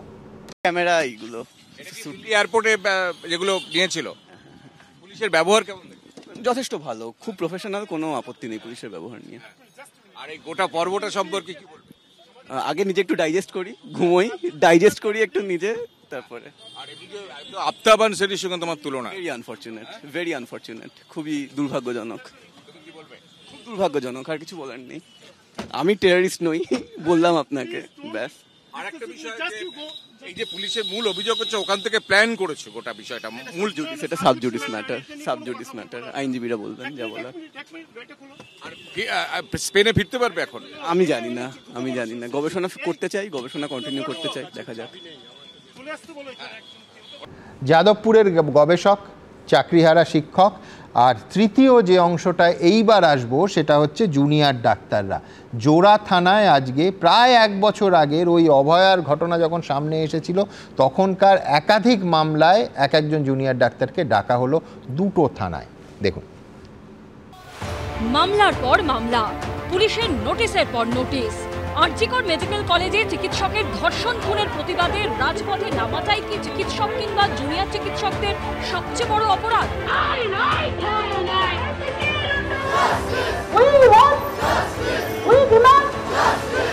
সেই ভয়ঙ্কর ঘটনার 1 বছর কেটে যাওয়ার পর আবার সুবিচারের দাবিতে পথে নামাতেই কি তারা ফের পুলিশের চক্ষুশূল হয়ে উঠেছেন? নানা মহলে প্রশ্নগুলো উঠছে। তার কারণ, গত সোমবার ঠাকুরপুকুর থানায় হাজিরা দিয়েছিলেন অভয় মঞ্চের আহ্বায়ক 2 চিকিৎসক পুণ্যব্রত গুণ ও তমনাশ চৌধুরী। 1 সপ্তাহের ব্যবধানে জোড়া থানায় হাজিরা দিতে হলো 2 জুনিয়র চিকিৎসককে। 10 মাস আগের মামলায় হেয়ার স্ট্রিট থানায় হাজিরা দিলেন জুনিয়র চিকিৎসক অনুষ্ঠুপ মুখোপাধ্যায়। বউবাজার থানায় হাজির হলেন কলকাতা মেডিকেল কলেজের ইন্টার্ন ঋতব্রত ঘোষ। থেকে এখন 8:30 অবধি ওরা জিজ্ঞাসাবাদ করলো। রাস্তায় বাস নিয়ে যাওয়া হচ্ছিল, তো রাস্তায় বাস নিয়ে যাওয়ার জন্য মানুষের নাকি যাতায়াতের সমস্যা হয়েছে। একটা বললো আমরা খাটিয়া নিয়ে যাচ্ছিলাম, তো খাটিয়া ওরা ধরেছে। পুজো পরিক্রমা ছিল, একদিন আমাদের গাড়ি আটকানো হয়েছিল এই বউবাজারের সামনে। WJDF এর কে প্রেসিডেন্ট, কে মাথা, এরকম টাইপের জিনিসপত্র, কে টাকা দিচ্ছে, এইসব জিনিস জিজ্ঞাসা করছিল। গত বছর 9ই আগস্ট আরজিকর মেডিকেল কলেজ হাসপাতালে উদ্ধার হয় তরুণী চিকিৎসকের দেহ। প্রতিবাদের ঢেউ আছড়ে পড়ে তিলোত্তমার রাজপথে।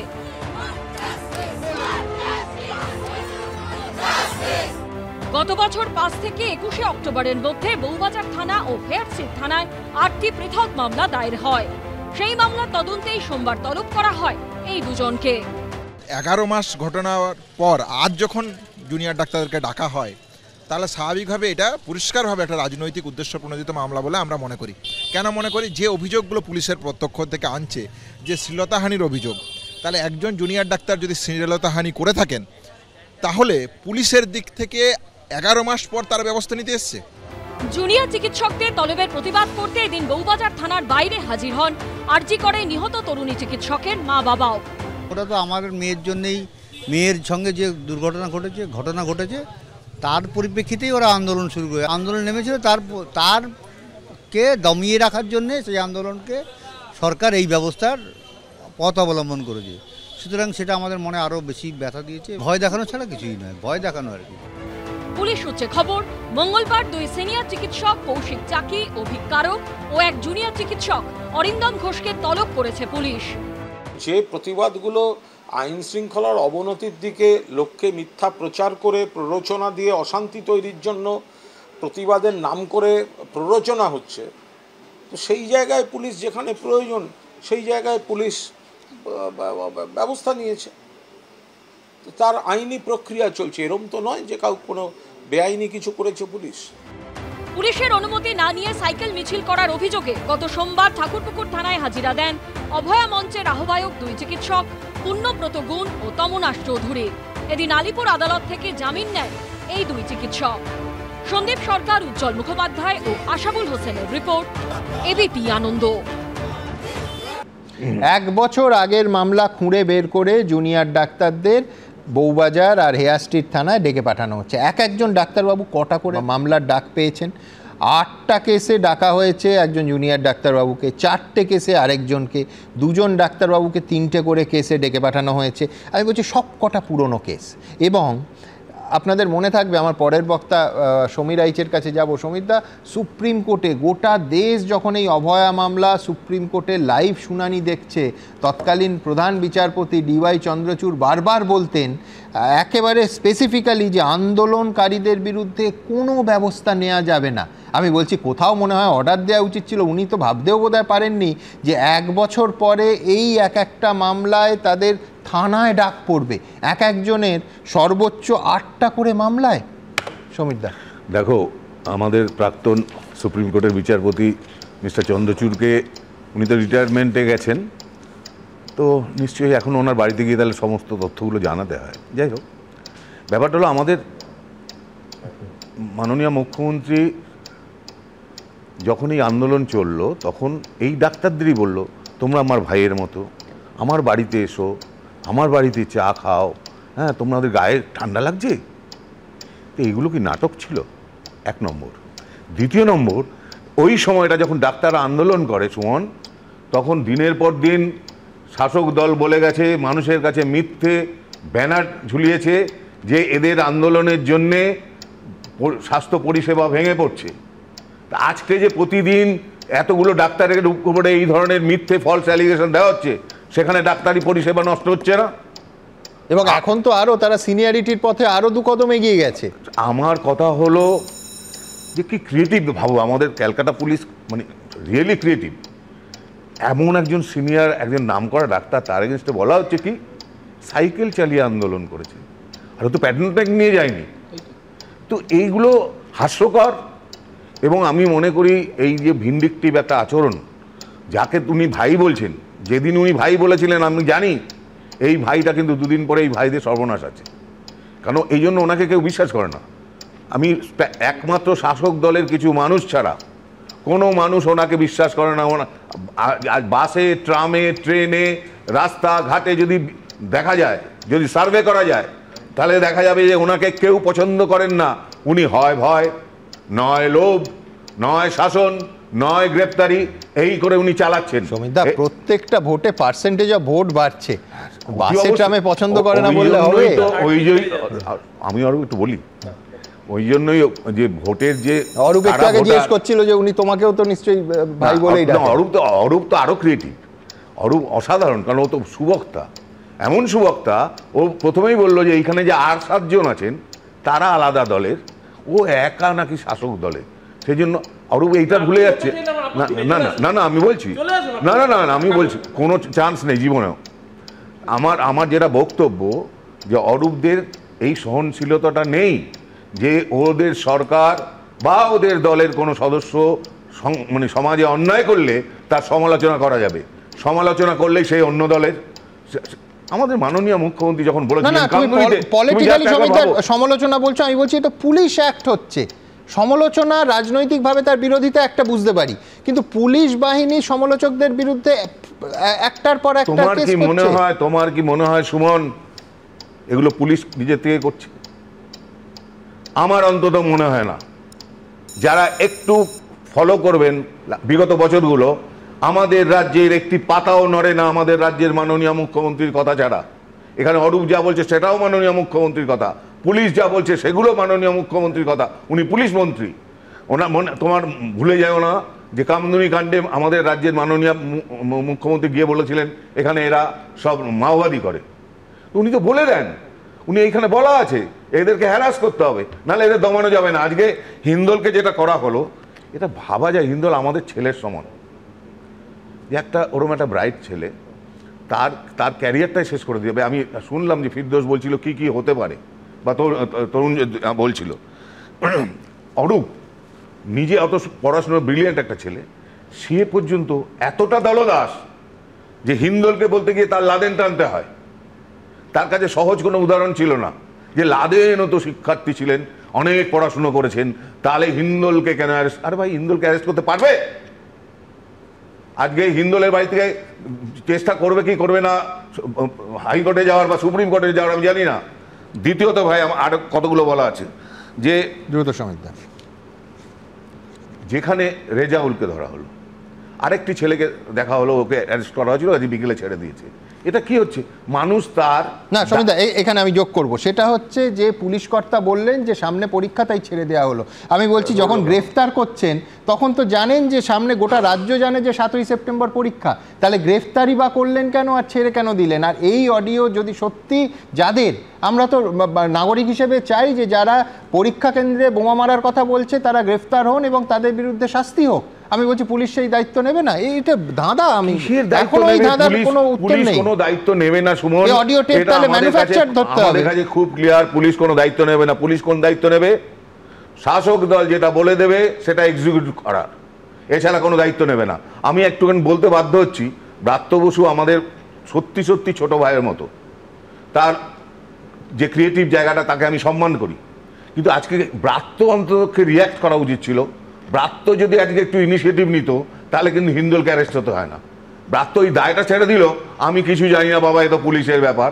এটা অত সহজ গেম নয়। আমি রিকোয়েস্ট করবো ব্রাত্য বসুকে যাতে অন্ততপক্ষে একটা স্টেটমেন্ট দেয় যে এই ধরনের যারা নিরপরাধ তাদেরকে এই ধরনের মানে হ্যারাসমেন্টের মধ্যে না ফেলে। বসু স্টেটমেন্ট দিতেই পারেন, কিন্তু আমার বক্তব্য এটা ব্যক্তির প্রশ্ন নয়, এটা নীতির প্রশ্ন, এটা আদর্শের প্রশ্ন এবং পুলিশের কর্তব্যের প্রশ্ন। অরূপ, একটা মামলা চলছে, সেই মামলায় পুলিশ শুনানির জন্য ডাকবে না এরকম কোনো আইন আছে বলে ভারতবর্ষে আমি জানি না। মামলা তদন্তের স্বার্থে পুলিশ ডাকতেই পারে।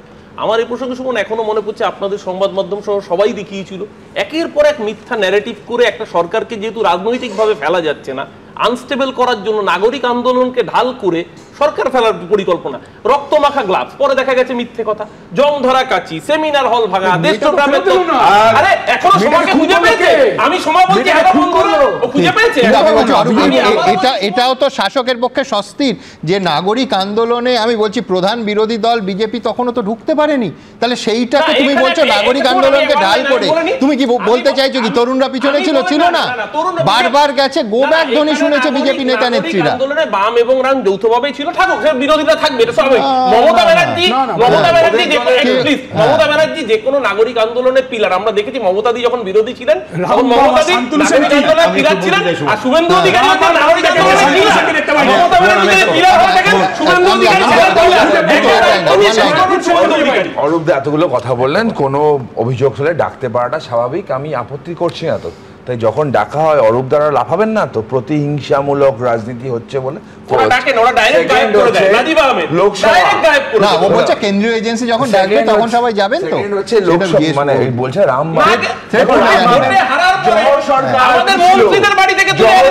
কি ছিল, আচ্ছা সুখেন্দু শেখর রায় কি ছিল?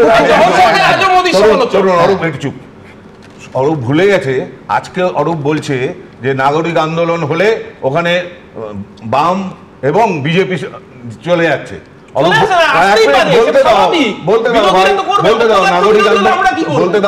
নাগরিক আন্দোলনকে এরকম ভাবে ছোট করো না। কেন? এই নাগরিক আন্দোলনের জেরেই আমরা যখন বামফ্রন্টে পথে নেমেছিলাম, কোন সিপিএম নাগরিক আন্দোলনের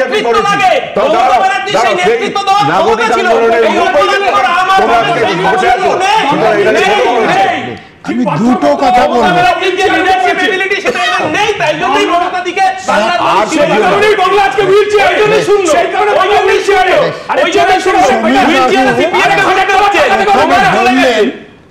যে এই যে পুলিশরা যা কাজ করছে সেটা মমতা ব্যানার্জির নির্দেশে আমি একমত, কিন্তু ব্রাত্য বসুকে মমতা ব্যানার্জির নির্দেশ ছাড়া বিবৃতি দিয়ে মন্ত্রিত্বের পদটা হারাবেন, এটা আমি আমার ভাই হিসেবে আমি ব্রাত্য বসুকে ভাইয়ের মতো দেখি, আমি বলতেই পারি। আমি বলতে দাও আমাকে, ব্যক্তির ব্যাপার নয়, কিন্তু একজন সৃজনশীল মানুষের চিন্তা করা উচিত।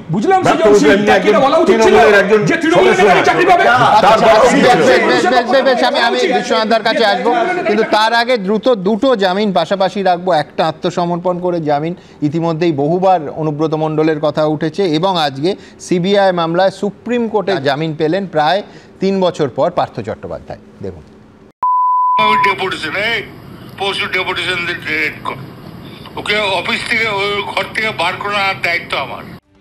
কয়েক মিনিটের অডিও ক্লিপে পুলিশকে টানা কুকথা, স্ত্রী মা সম্পর্কে কুরুচিকর মন্তব্য। অনুব্রত মণ্ডলের এই অডিও ক্লিপ তোলপাড় ফেলে দিয়েছিল রাজ্য রাজনীতিতে, কিন্তু তারপরেও পুলিশের বিরুদ্ধে নিষ্ক্রিয় থাকার অভিযোগ করেছিল বিরোধীরা। আর এই মামলাতেই 80 দিনের মাথায় বোলপুর আদালতে আত্মসমর্পণ করে জামিন নিয়ে নিলেন অনুব্রত মণ্ডল। তৃণমূলের লোক হলে 7 খুন মাপ, অপরাধীদের পাশে সরকার।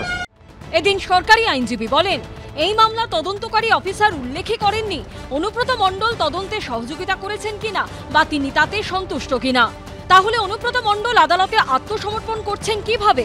সরকারি আইনজীবী আরও বলেন, এই মামলার কেস ডায়েরি আসা দরকার ছিল, কিন্তু কেস ডায়েরি আসেনি।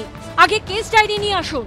পাল্টা অনুব্রত মণ্ডলের আইনজীবী বলেন, অনুব্রত মণ্ডল অসুস্থ, এই মামলা তদন্তে কোনো অগ্রগতি হয়নি, তাই তাকে জামিন দেওয়া হোক। এরপর তার জামিন মঞ্জুর করেন বিচারক।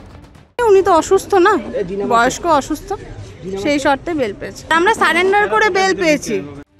এদিনই এসএসসির গ্রুপ সি নিয়োগ দুর্নীতি কাণ্ডে জামিন পেলেন পার্থ চট্টোপাধ্যায়। সিবিআই এর মামলায় প্রাক্তন শিক্ষামন্ত্রীকে জামিন দিল সুপ্রিম কোর্ট। এই মামলায় জামিন পেলেও এখনই জেল মুক্তি হচ্ছে না পার্থ চট্টোপাধ্যায়ের। প্রাথমিক শিক্ষা নিয়োগ দুর্নীতি মামলায় তাকে শোন অ্যারেস্ট দেখিয়েছিল সিবিআই। সেই মামলায় এখনও জেলবন্দি পার্থ চট্টোপাধ্যায়। সেই মামলাতে জামিন পেলেই জেল মুক্তি ঘটবে তার। নানান অপরাধের অপরাধী, সে পার্থ চ্যাটার্জি হোক আর অন্যরাই হোক, তাদের জামিনের ব্যবস্থা হচ্ছে। ওখানে দিল্লি কিন্তু ফিট, পার্থ চ্যাটার্জির জামিন হোক তার মতন করে ব্যবস্থাপনা। ওখানে সিবিআই কিন্তু দরাজ হস্ত, আর বোঝাই যায় যেটা কিভাবে সেটিং চলছে। পাল্টা জবাব দিয়েছে বিজেপি তৃণমূল। মাছ খায় যে সব পাখিতে মাছরাঙাটাই কলঙ্কিত, পার্থ চট্টোপাধ্যায় একজন প্লেয়ার ছিলেন, বড় প্লেয়ার, ফরওয়ার্ড লাইন থেকে তিনি গোল টোল করতেন, কিন্তু ক্যাপ্টেন কোথায়? এটা তো প্রাতিষ্ঠানিক লুট। তাহলে আজকে মানুষ ক্যাপ্টেন পেল না, ভাইস ক্যাপ্টেন পেল না, গোলকিপার পেল না, হাফ লাইনের কোনো প্লেয়ার পেল না, ডিফেন্ডার পেল না, একা স্ট্রাইকার পার্থ চট্টোপাধ্যায় জেলে থাকলো দিনের পর দিন। এটা তো চলতে পারে না। আইনের বিষয়, আইন এক সম্পূর্ণ আইনের বিষয়। একজন যার বন্দি, তার অধিকার আছে যে তিনি জামিন চাইবেন, এবার সেটা আদালতের বিবেচ্য। কখনো জামিনের আবেদন সেটা মঞ্জুর হয়, কখনো জামিনের আবেদন সেটা খারিজ হয়। আদালত মনে করেছেন জামিনের আবেদন এই মুহূর্তে মঞ্জুর করার মতো, তাই মঞ্জুর করেছেন। এদিন এসএসসির গ্রুপ সি নিয়োগ দুর্নীতি মামলায় পার্থ চট্টোপাধ্যায়ের সঙ্গেই জামিন পান সুবীরেশ ভট্টাচার্য ও শান্তিপ্রসাদ সিনহা। ভাস্কর মুখোপাধ্যায়, প্রকাশ সিনহা ও বিজেন্দ্র সিংহের রিপোর্ট, এবিপি আনন্দ। আমার সঙ্গে এই মুহূর্তে এই অনুষ্ঠানে যোগ দিয়েছেন হিন্দল মজুমদার। হিন্দল, আমার প্রথম প্রশ্ন থাকবে, এক হচ্ছে সাবজুডিস ম্যাটার, যার ফলে আমি কেসের ডিটেলসে যাচ্ছি না। আমি যেটা জানতে চাইবো সেটা হচ্ছে স্পেন থেকে আপনি বাড়ি ফিরছিলেন, আপনি দিল্লি এয়ারপোর্টে নামলেন, তারপর কি হলো, তারপরের অভিজ্ঞতা? দেখুন, তারপরে আমি ইমিগ্রেশনে ছিলাম, যেমন থাকে সবাই। আমাকে জানানো হলো যে আমার নামে একটি লুকআউট সার্কুলার আছে মার্চ মাসে বের করা। তারপর ইমিগ্রেশন অফিসার আমাকে আলাদা করে ওনার ঘরে নিয়ে গেলেন এবং মানে আফটার আ ওয়াইল আমার যে ইলেকট্রনিক্সগুলো ছিল আমার সাথে, ফোন, ল্যাপটপ, ট্যাব, কিন্ডল, এগুলো উনি নিয়ে নিলেন। তো তারপরে তো দিল্লি পুলিশের কাছে আফটার আ ওয়াইল আবার ট্রান্সফার করে দিলেন 1-1.5 ঘন্টা পরে। হিন্দল, তারপর আপনি সারা জীবন যে পরিমণ্ডলে, যে চেনা পরিমণ্ডলে বড় হয়েছেন, পড়াশুনো করেছেন, গবেষণা করেছেন, আর গত 3 দিনের অভিজ্ঞতা তো তার ধারে কাছে কিছু নয়। এটা সেই অভিজ্ঞতাটা কতটা মানে বিপরীত ছবি, আপনি যে জীবনযাপন এতদিন করেছেন আর গত 3 দিন, যদি একটা দাঁড়িপাল্লায় তুলে আপনার সামনে রাখি। দেখুন, 3 দিন প্রথমত নয়, কারণ 13 তারিখ থেকেই তো এটা হচ্ছে আমার সাথে। মানে 13 তারিখ সকালে আমি ল্যান্ড করেছি এবং 13 তারিখ সকাল থেকেই এটা হচ্ছে। তো আমি কৃষ্ণেন্দুদাকেও বলছিলাম এখানে যে এটা একটা আমার কাছে একটা অন্য ভারতবর্ষ দেখা হলো আর কি, বুঝলেন তো, যে মানে যেই দেশটা আমি চিনতাম, জানতাম, সেটার বাইরেও যে একটা দেশ আছে, জেলের ভেতরে বিভিন্ন রকমের মানুষ, কেউ ক্রাইম করেছেন বেশি, কেউ ক্রাইম করেছেন কম, এইগুলো জানলাম, এগুলো দেখে শিখছি, অভিজ্ঞতা হচ্ছে অবশ্যই। আমি ততটুকুই আপনাকে বলতে বলবো যতটুকু আইন বা আপনার আইনজীবী পরামর্শ নিশ্চয়ই আপনাকে দিয়েছেন, যতটুকু বলার, বাড়তি কিছু নয়। আপনাকে নিশ্চয়ই আপনি ভেতর থেকেও শুনেছেন যে আফতাব আনসারি, তার সঙ্গে সরকারি আইনজীবী তুলনা করেছেন যে আপনি বাইরে থেকে পরিকল্পনা করে এই ঘটনা ঘটিয়েছেন। কি বলবেন? আবার বলছি, যতটুকু আপনার উচিত মনে হয় ততটুকুই বলবেন। দেখুন, মানে প্রথমত আমি মানে বাইরেও বললাম তখন যে মানে এর উত্তরটা একটাই হতে পারে না, যে my name is Hindal Majumdar and I am not a terrorist. Aftab Ansari, আমি শুনেছি যে মানে আমাকে একজন বলছিলেন যে মনে হয় বিন লাদেনের সাথেও তুলনা করেছে। তো আমি জানি না যে বিন লাদেন বা আফতাব আনসারিরা তাদের যে ঘৃণ্য কাজ তারা যেগুলো করে থাকেন, সেগুলো করার পরে সেই শহরে সামার ভ্যাকেশন কাটাতে আসেন কি না, তো আমি জানি না ঠিক। তো মানে আমার কিছু মানে অত্যন্ত দুর্ভাগ্যজনক, দুঃখ পেয়েছি, কষ্ট পেয়েছি এই ধরনের কথা শুনে। এটার থেকে বেশি আর কিছু বলার নেই। আপনি কি সত্যি ওখানে বসে আপনার এখানকার বন্ধুদের বা জুনিয়র যারা, তাদের প্রতি মুহূর্তে ইনস্ট্রাকশন দিচ্ছিলেন? এটা কি আদৌ সম্ভব? তার কারণ আমাদের প্রায় 3টে ক্যামেরা সেদিন ছিল, আমরা কেউ জানতাম না যে পরবর্তী পদক্ষেপ মানে কি হতে চলেছে, কেউ জানি না, সবটাই লাইভ এই রাজ্যের মানুষ এবং এই দেশের মানুষ দেখেছে। তো আপনি বাইরে বসে পরিকল্পনা করে এটা সত্যিই কি ঘটিয়েছেন? দেখুন, দেশের মানুষ যদি দেখে থাকে আপনার কথা মতন, তাহলে তো দেশের মানুষই ঠিক করবেন না সেটা। এটা তো সাবজুডিস ম্যাটার। এই বিষয়ে আমার আইনজীবীরা আমাকে কোনো কথা বলতেই বারণ করেছেন, তো আমি কোনো কথাই বলবো না। হিন্দল, কোনো অসুবিধা নেই। আমার শেষ প্রশ্ন হচ্ছে, এই গত প্রায় 4.5 দিন আপনি গবেষক হিসেবে কতটা সমৃদ্ধ হলেন, এবং আপনার যে কেরিয়ার, আপনি ম্যাডাম কুরির ফেলোশিপে ওখানে স্পেনে আছেন, সেইটার ক্ষেত্রে মানে কোনো কি আশঙ্কার জায়গা আছে যে আপনার স্বাভাবিক গবেষণার কাজ ব্যাহত হতে পারে বা যাতায়াতের ক্ষেত্রে কোনো সমস্যা হতে পারে, এই রকম কোনো আশঙ্কা কি আছে? এবং আপনি at the end of the day এই ঝড়, প্রবল ঝড়ে কতটা আপনাকে এই 4.5 দিন সমৃদ্ধ করলো?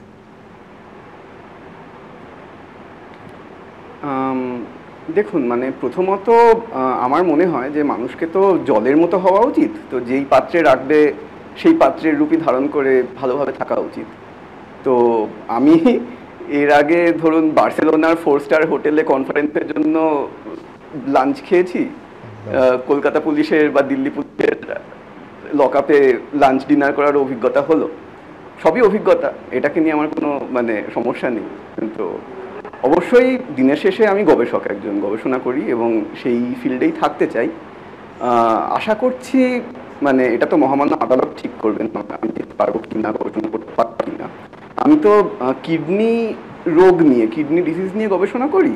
তো আমার মনে হয় যে আমার গবেষণা শুধু নিজের কেরিয়ারের জন্য না, সাধারণত সমাজের জন্যও গুরুত্বপূর্ণ আর কি।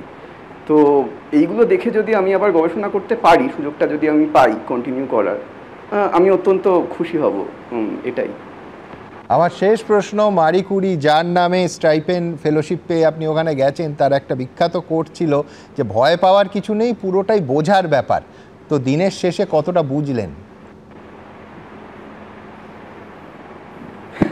দেখুন, ভয় পাওয়ার কিছু নেই, বরং যারা ভয় পাইয়ে রাখতে চায় তাদেরকে প্রত্যুত্তরটা একটাই দেওয়া, সেটা হচ্ছে হাসি মুখে ভয়বিহীনভাবে নির্ভীকভাবে থাকা। তো সেটা বটেই 100 বার। কিন্তু মারি কুরি তো শুধু না, আমাদের পৃথিবীতে, আমাদের ভারতে অনেক বিজ্ঞানী আছেন যারা অনেক সমাজ নিয়ে অনেক কিছু লিখেছেন, প্রফুল্লচন্দ্র রায় থেকে শুরু করে মেঘনাথ সাহা, সত্যেন্দ্রনাথ বোস।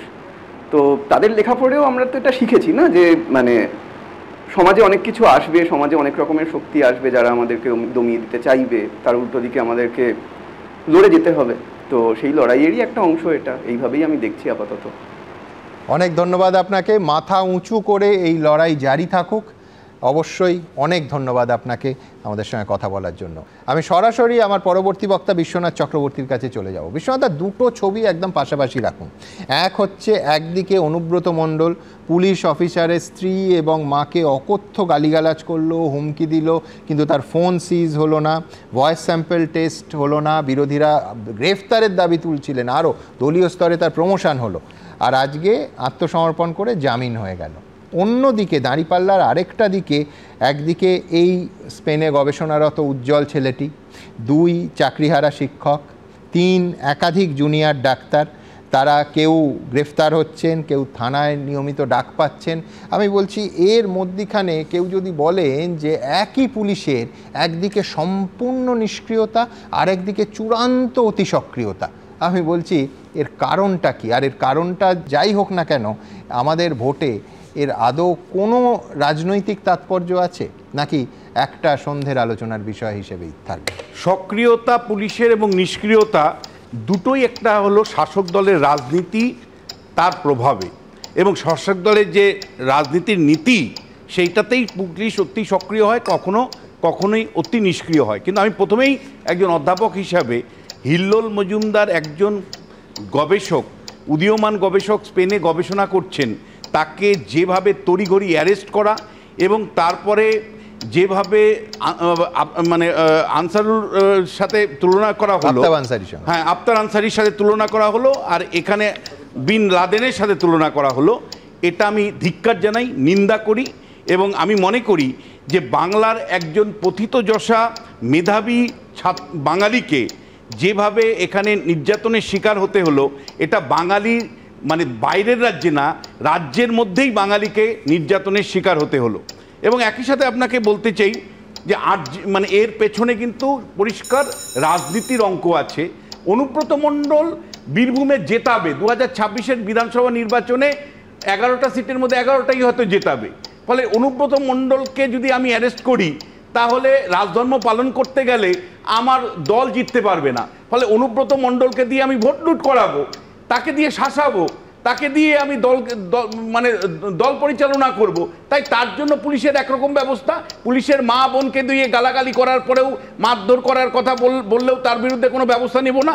আর আপনি বলছেন অনুব্রত মণ্ডল ভোট গবেষক, ভোট ক্যাচার, ফলে গবেষক নয়, ভোট গবেষক। মমতা বন্দ্যোপাধ্যায় যে শাসন করে সেই শাসনের ভিত্তি অনুব্রত মণ্ডলরা, অনুব্রত মণ্ডলদের মতন লোকরা পেশি শক্তির বলে মমতা বন্দ্যোপাধ্যায়কে সিংহাসনে বসান। এবং একই সাথে হিল্লোলকে কেন আমাকে অ্যারেস্ট ইমিডিয়েটলি করতে হবে এবং তাকে বিভিন্ন জঙ্গি সংগঠনের লোকদের সাথে তুলনা করতে হবে, কারণ হিল্লোলরা প্রশ্ন করে। এই যে হিল্লোলরা প্রশ্ন করে, এটা শাসকের খুব অস্বস্তির জায়গা। আবার একইভাবে যে ডাক্তারদের এত বড় সাহস যে দুনিয়ার ডাক্তাররা একটা ঘটনার কনটেক্সটে রাস্তায় লোক নামিয়ে দিয়েছিল, ফলে এখন তাদের বিরুদ্ধে আমাকে পরিষ্কার, তোমার এত বড় সাহস, ফলে এমন একটা পুলিশি নির্যাতন তোমাদের উপরে নামাবো যে আগামী কয়েকটা প্রজন্ম জানি কোনো ডাক্তার সাহস না দেখায় শাসকের বিরুদ্ধে। ফলে পরিষ্কার ডাক্তারবাবুদের বিরুদ্ধে যে এখন যে অত্যাচারটা চলছে সেটা হলো আগামী দিনের লেসেন, অর্থাৎ আগামী দিনে যাতে এই ধরনের আর কেউ রাস্তায় না নামে শাসকের বিরুদ্ধোচ্চারণ করতে পারে। আর একইভাবে আপনি যদি লক্ষ্য করেন তাহলে সুমন বিশ্বাসদেরকে কি করে 8 ঘন্টা আটকে রাখে, একটা স্বাধীন নাগরিককে কি করে আটকে রাখে? তার কারণটা হলো এরা চাকরি হারিয়েছে, এদের চাকরিটা আমার নেতারা খেয়েছে, টাকা পয়সার বিনিময়ে এদের চাকরি বিক্রি হয়েছে। এবার এরা প্রশ্ন করছে, এরা এসএসসি ভবন অভিযান করছে, ফলে এদেরকে আটকাতে হবে, কারণ সামনে ভোট। মানুষের মধ্যে যেন আগুনটা না ছড়িয়ে দেয় যে ভাই চাকরি চুরি করলো কে, তৃণমূল ছাড়া আবার কে, এই নিয়েই তো ওদের মিছিলটা।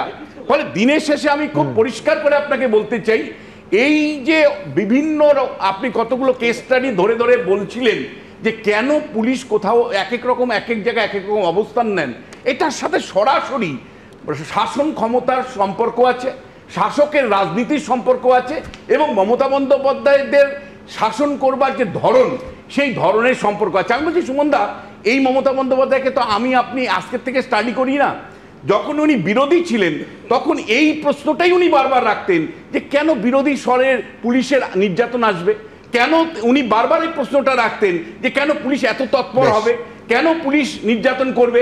মমতা বন্দ্যোপাধ্যায় কিন্তু আমাদের সাথে বিশ্বাসঘাতক করেছেন। কেন আমি বলছি বিশ্বাসঘাতক করেছেন?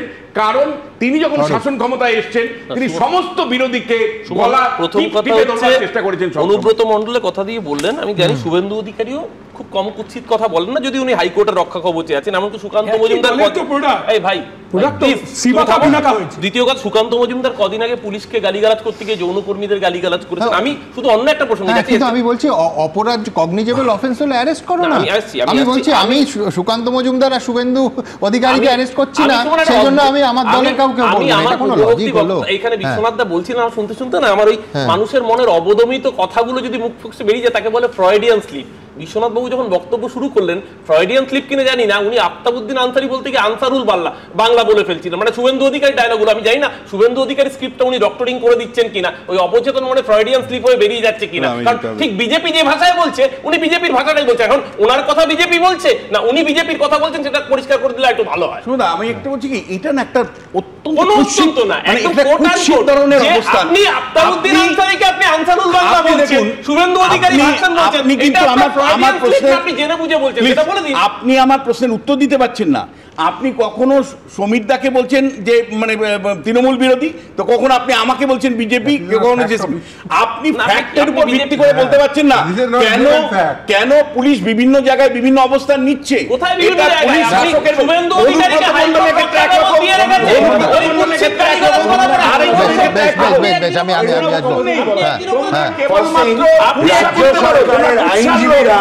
রাজ্য সরকার এবং তার আইনজীবীরা যদি অপদার্থ হয় দোষকার, শুভেন্দু অধিকারীকে রক্ষা কবচ দেওয়া যে বারবার যে কথা বলছে সেই জন্য সিঙ্গেল বেঞ্চে মামলা হয়েছে, সুপ্রিম কোর্ট পর্যন্ত গেছে, থাপ্পড় কে ফিরে এসেছে, সেগুলো বলে না কেন?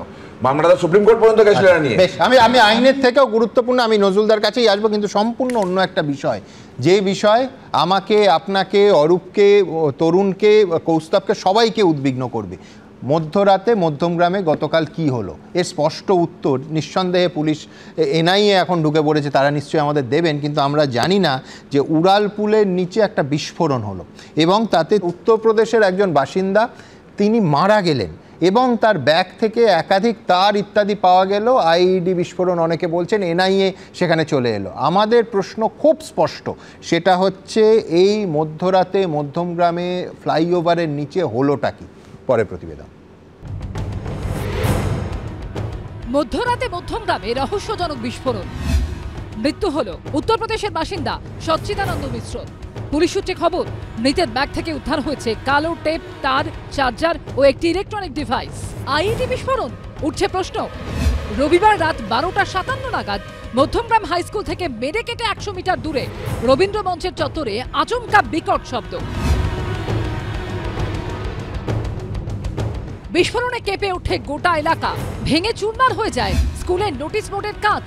ওই সময় রবীন্দ্র মঞ্চের সামনে একটি বেঞ্চে বসেছিলেন এক যুবক। বিস্ফোরণে তার বাম হাত ও পেটের অনেকটা অংশ গুরুতরভাবে জখম হয়। রাতে অস্ত্রোপচারের পর সোমবার সকালে হাসপাতালেই মৃত্যু হয় যুবকের। আধার কার্ড থেকে জানা যায় মৃত যুবকের নাম সচ্চিদানন্দ মিশ্র, উত্তরপ্রদেশের বাসিন্দা, হরিয়ানায় কাজ করতেন।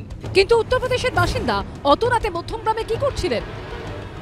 উনি এখানে এক টোটোওয়ালাকে বলছিলে যে চৌমাথায় যাবেন, মোটামুটি ব্যাগ ছিল দুটো মতো, কালো রঙের মতো ব্যাগ ছিল, না পিঠ ব্যাগ টাইপের। উনি সামলে সামলে যাচ্ছিল, দুটোই পিঠে, একটা পিঠে একটা হাতে আর কি। ও নিতে একটু কষ্ট হচ্ছিল, এইটুকু আমি দেখতে পাচ্ছিলাম। উনি ওই যে রেলিং গুলো আছে, ওই রেলিং গুলোর সাইডে পুরো হাতটা পুরো উড়ে গেছে। বিস্ফোরণের পর ঘটনাস্থলে পৌঁছয় এনআইএ, নমুনা সংগ্রহ করেন ফরেনসিক বিশেষজ্ঞরাও। সাধারণত বিস্ফোরণের ঘটনা ঘটলে বোমার বিভিন্ন জায়গায় স্প্রিংটার ছড়িয়ে ছিটিয়ে থাকতে দেখা যায়, সেই ধরনের কিছু পাওয়া যায়নি। কিন্তু ফরেনসিক বিশেষজ্ঞরা, সন্দীপকে একবার দেখাতে বলবো যে এই যে বেঞ্চ যেখানে বসেছিল, সেই বেঞ্চের দুটো কাঠের পাটাতন পর্যন্ত তারা কেটে খুলে নিয়ে যায় পরীক্ষা করার জন্য, এবং এখান থেকে বেশ কিছু প্লাস্টিকের টুকরো উদ্ধার হয়েছে। এই সমস্ত নমুনা তারা সংগ্রহ করেছেন। প্রাইমারলি যে আমার এক্সপার্ট ছিলেন এফএসএর, উনি বলেছেন কি এটা একটা ইলেকট্রনিক ডিভাইসের মিসহ্যান্ডলিং কারণে হয়েছে। এক্স্যাক্টলি কি রকম এক্সপ্লোজিভ আছে, কি স্ট্রেংথ আছে, কি নেই, উনি স্যাম্পল নিয়েছে, ওটা ওনার তারপরে রেজাল্ট পরেই বলতে পারবেন। পিএম এখন হয়নি, বাড়িওয়ালা আসছেন, কালকে আগামীকাল হবে, ওর ক্লারিটি পাবো আমি। আর ফর নাও যেহেতু আমার কাছে ডেটা আছে, একটু পার্সোনাল অ্যাফেয়ার জন্য একটা মোটিভ মতো কিছু দেখতে পাচ্ছি। সচ্চিদানন্দ মিশ্র উত্তরপ্রদেশের বাসিন্দা, কর্মক্ষেত্র হরিয়ানা। কিন্তু মাঝরাতে রহস্যজনক ব্যাগ নিয়ে হাজির হলেন মধ্যমগ্রামে, আর তারপরেই বিস্ফোরণ। এই নিয়ে শুরু হচ্ছে রাজনৈতিক চর্চা। বর্ডার খোলা থাকলে তাই হবে তো। এ তো যেখানে সেখানে আপনি পাবেন এবং যেখানে হাত লাগাবেন। খাগড়াগড়ের মতো কাণ্ড থেকে এরা কোনো শিক্ষাই নেয়নি। জঙ্গিদের একটা নিরাপদ হাব তৈরি হয়েছে এই বাংলা। কিছু শক্তি তো আছে যারা সবসময় বাংলাকে উত্তপ্ত করতে চায়, সেরকম কোনো শক্তির সাথে যুক্ত আছে কিনা খুঁজে হতে পারে। নাশকতাকাণ্ডের উড়ালপুলের নিচে নিহত যুবকের ব্যাগ থেকে কি বিস্ফোরণ ঘটেছে? তার সঙ্গে কি আরো কেউ ছিলেন? এলাকার সব সিসি ক্যামেরার ফুটেজ খতিয়ে দেখছে পুলিশ।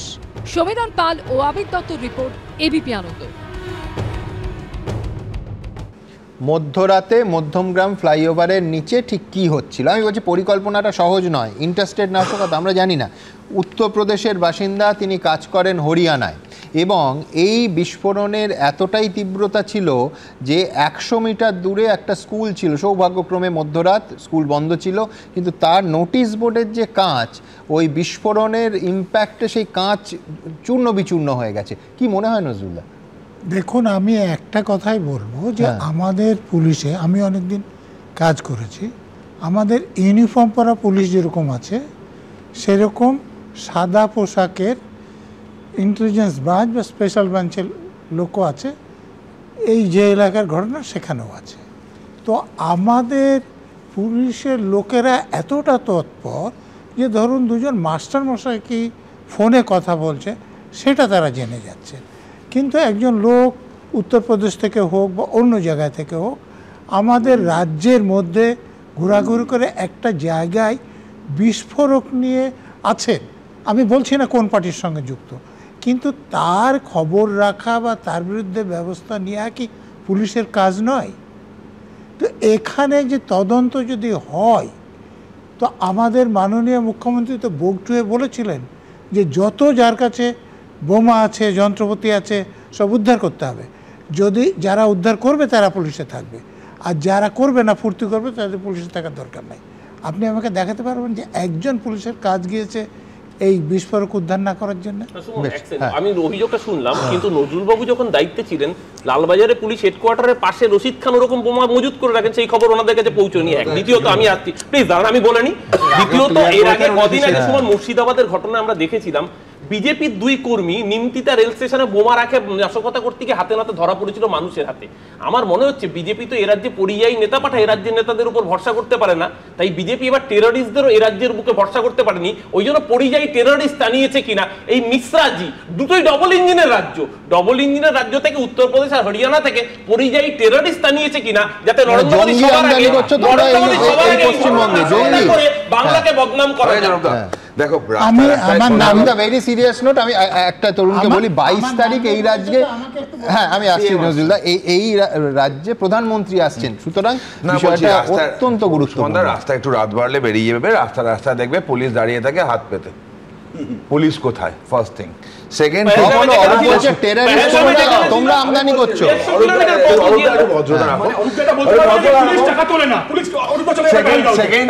সেকেন্ড হচ্ছে, এটা এরকমও তো হতে পারে সুমনদা, যে ছোট্ট মাল নিয়ে এসেছিল স্যাম্পল টেস্ট করানোর জন্য, এমনিতে স্বরূপ দাদের দলে যেভাবে সুপারি কিনে সুপারি কে দিচ্ছে, কে সুপারি যাচ্ছে, সুপারি কে দিচ্ছে, জাকির হোসেন বোমের আঘাতে আহত স্বরূপ দাদের এক সতীর্থ কাউন্সিলর।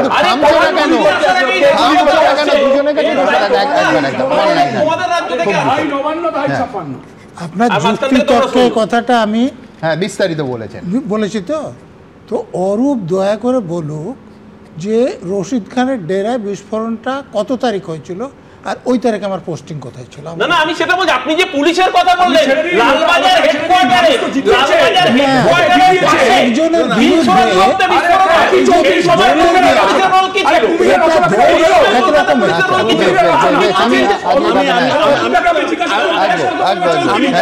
আমি জানি না এত সিরিয়াস একটা ম্যাটার এই যেভাবে আমরা আলোচনা করছি এটা করতে পারি কিনা। প্রথমত 3টে বিষয়, একটা হলো মধ্যমগ্রামের মতন জনবহুল জায়গায়, দ্বিতীয় যেটা সেটা হলো যে মানে রীতিমতন একজন মানুষ তার মানে ছিন্নভিন্ন হয়ে গেল, মৃত্যু ঘটে গেল, এবং প্রধানমন্ত্রী আসছেন। এবং সত্যি বলতে কি, দেখুন, ন্যাশনাল সিকিউরিটি আমাদের কাছে মোর কনসার্ন। যে বারবার যখন এসআইআর নিয়ে প্রশ্ন উঠে, আমি প্রায় কার্যত বলি, যেমন একজন যে কোনো ভোট মানে নাগরিকের যেমন ভোটার লিস্ট থেকে নাম কাটা উচিত নয়, একইভাবে অনুপ্রবেশের প্রশ্নটা আমাদের ইম্পর্টেন্ট।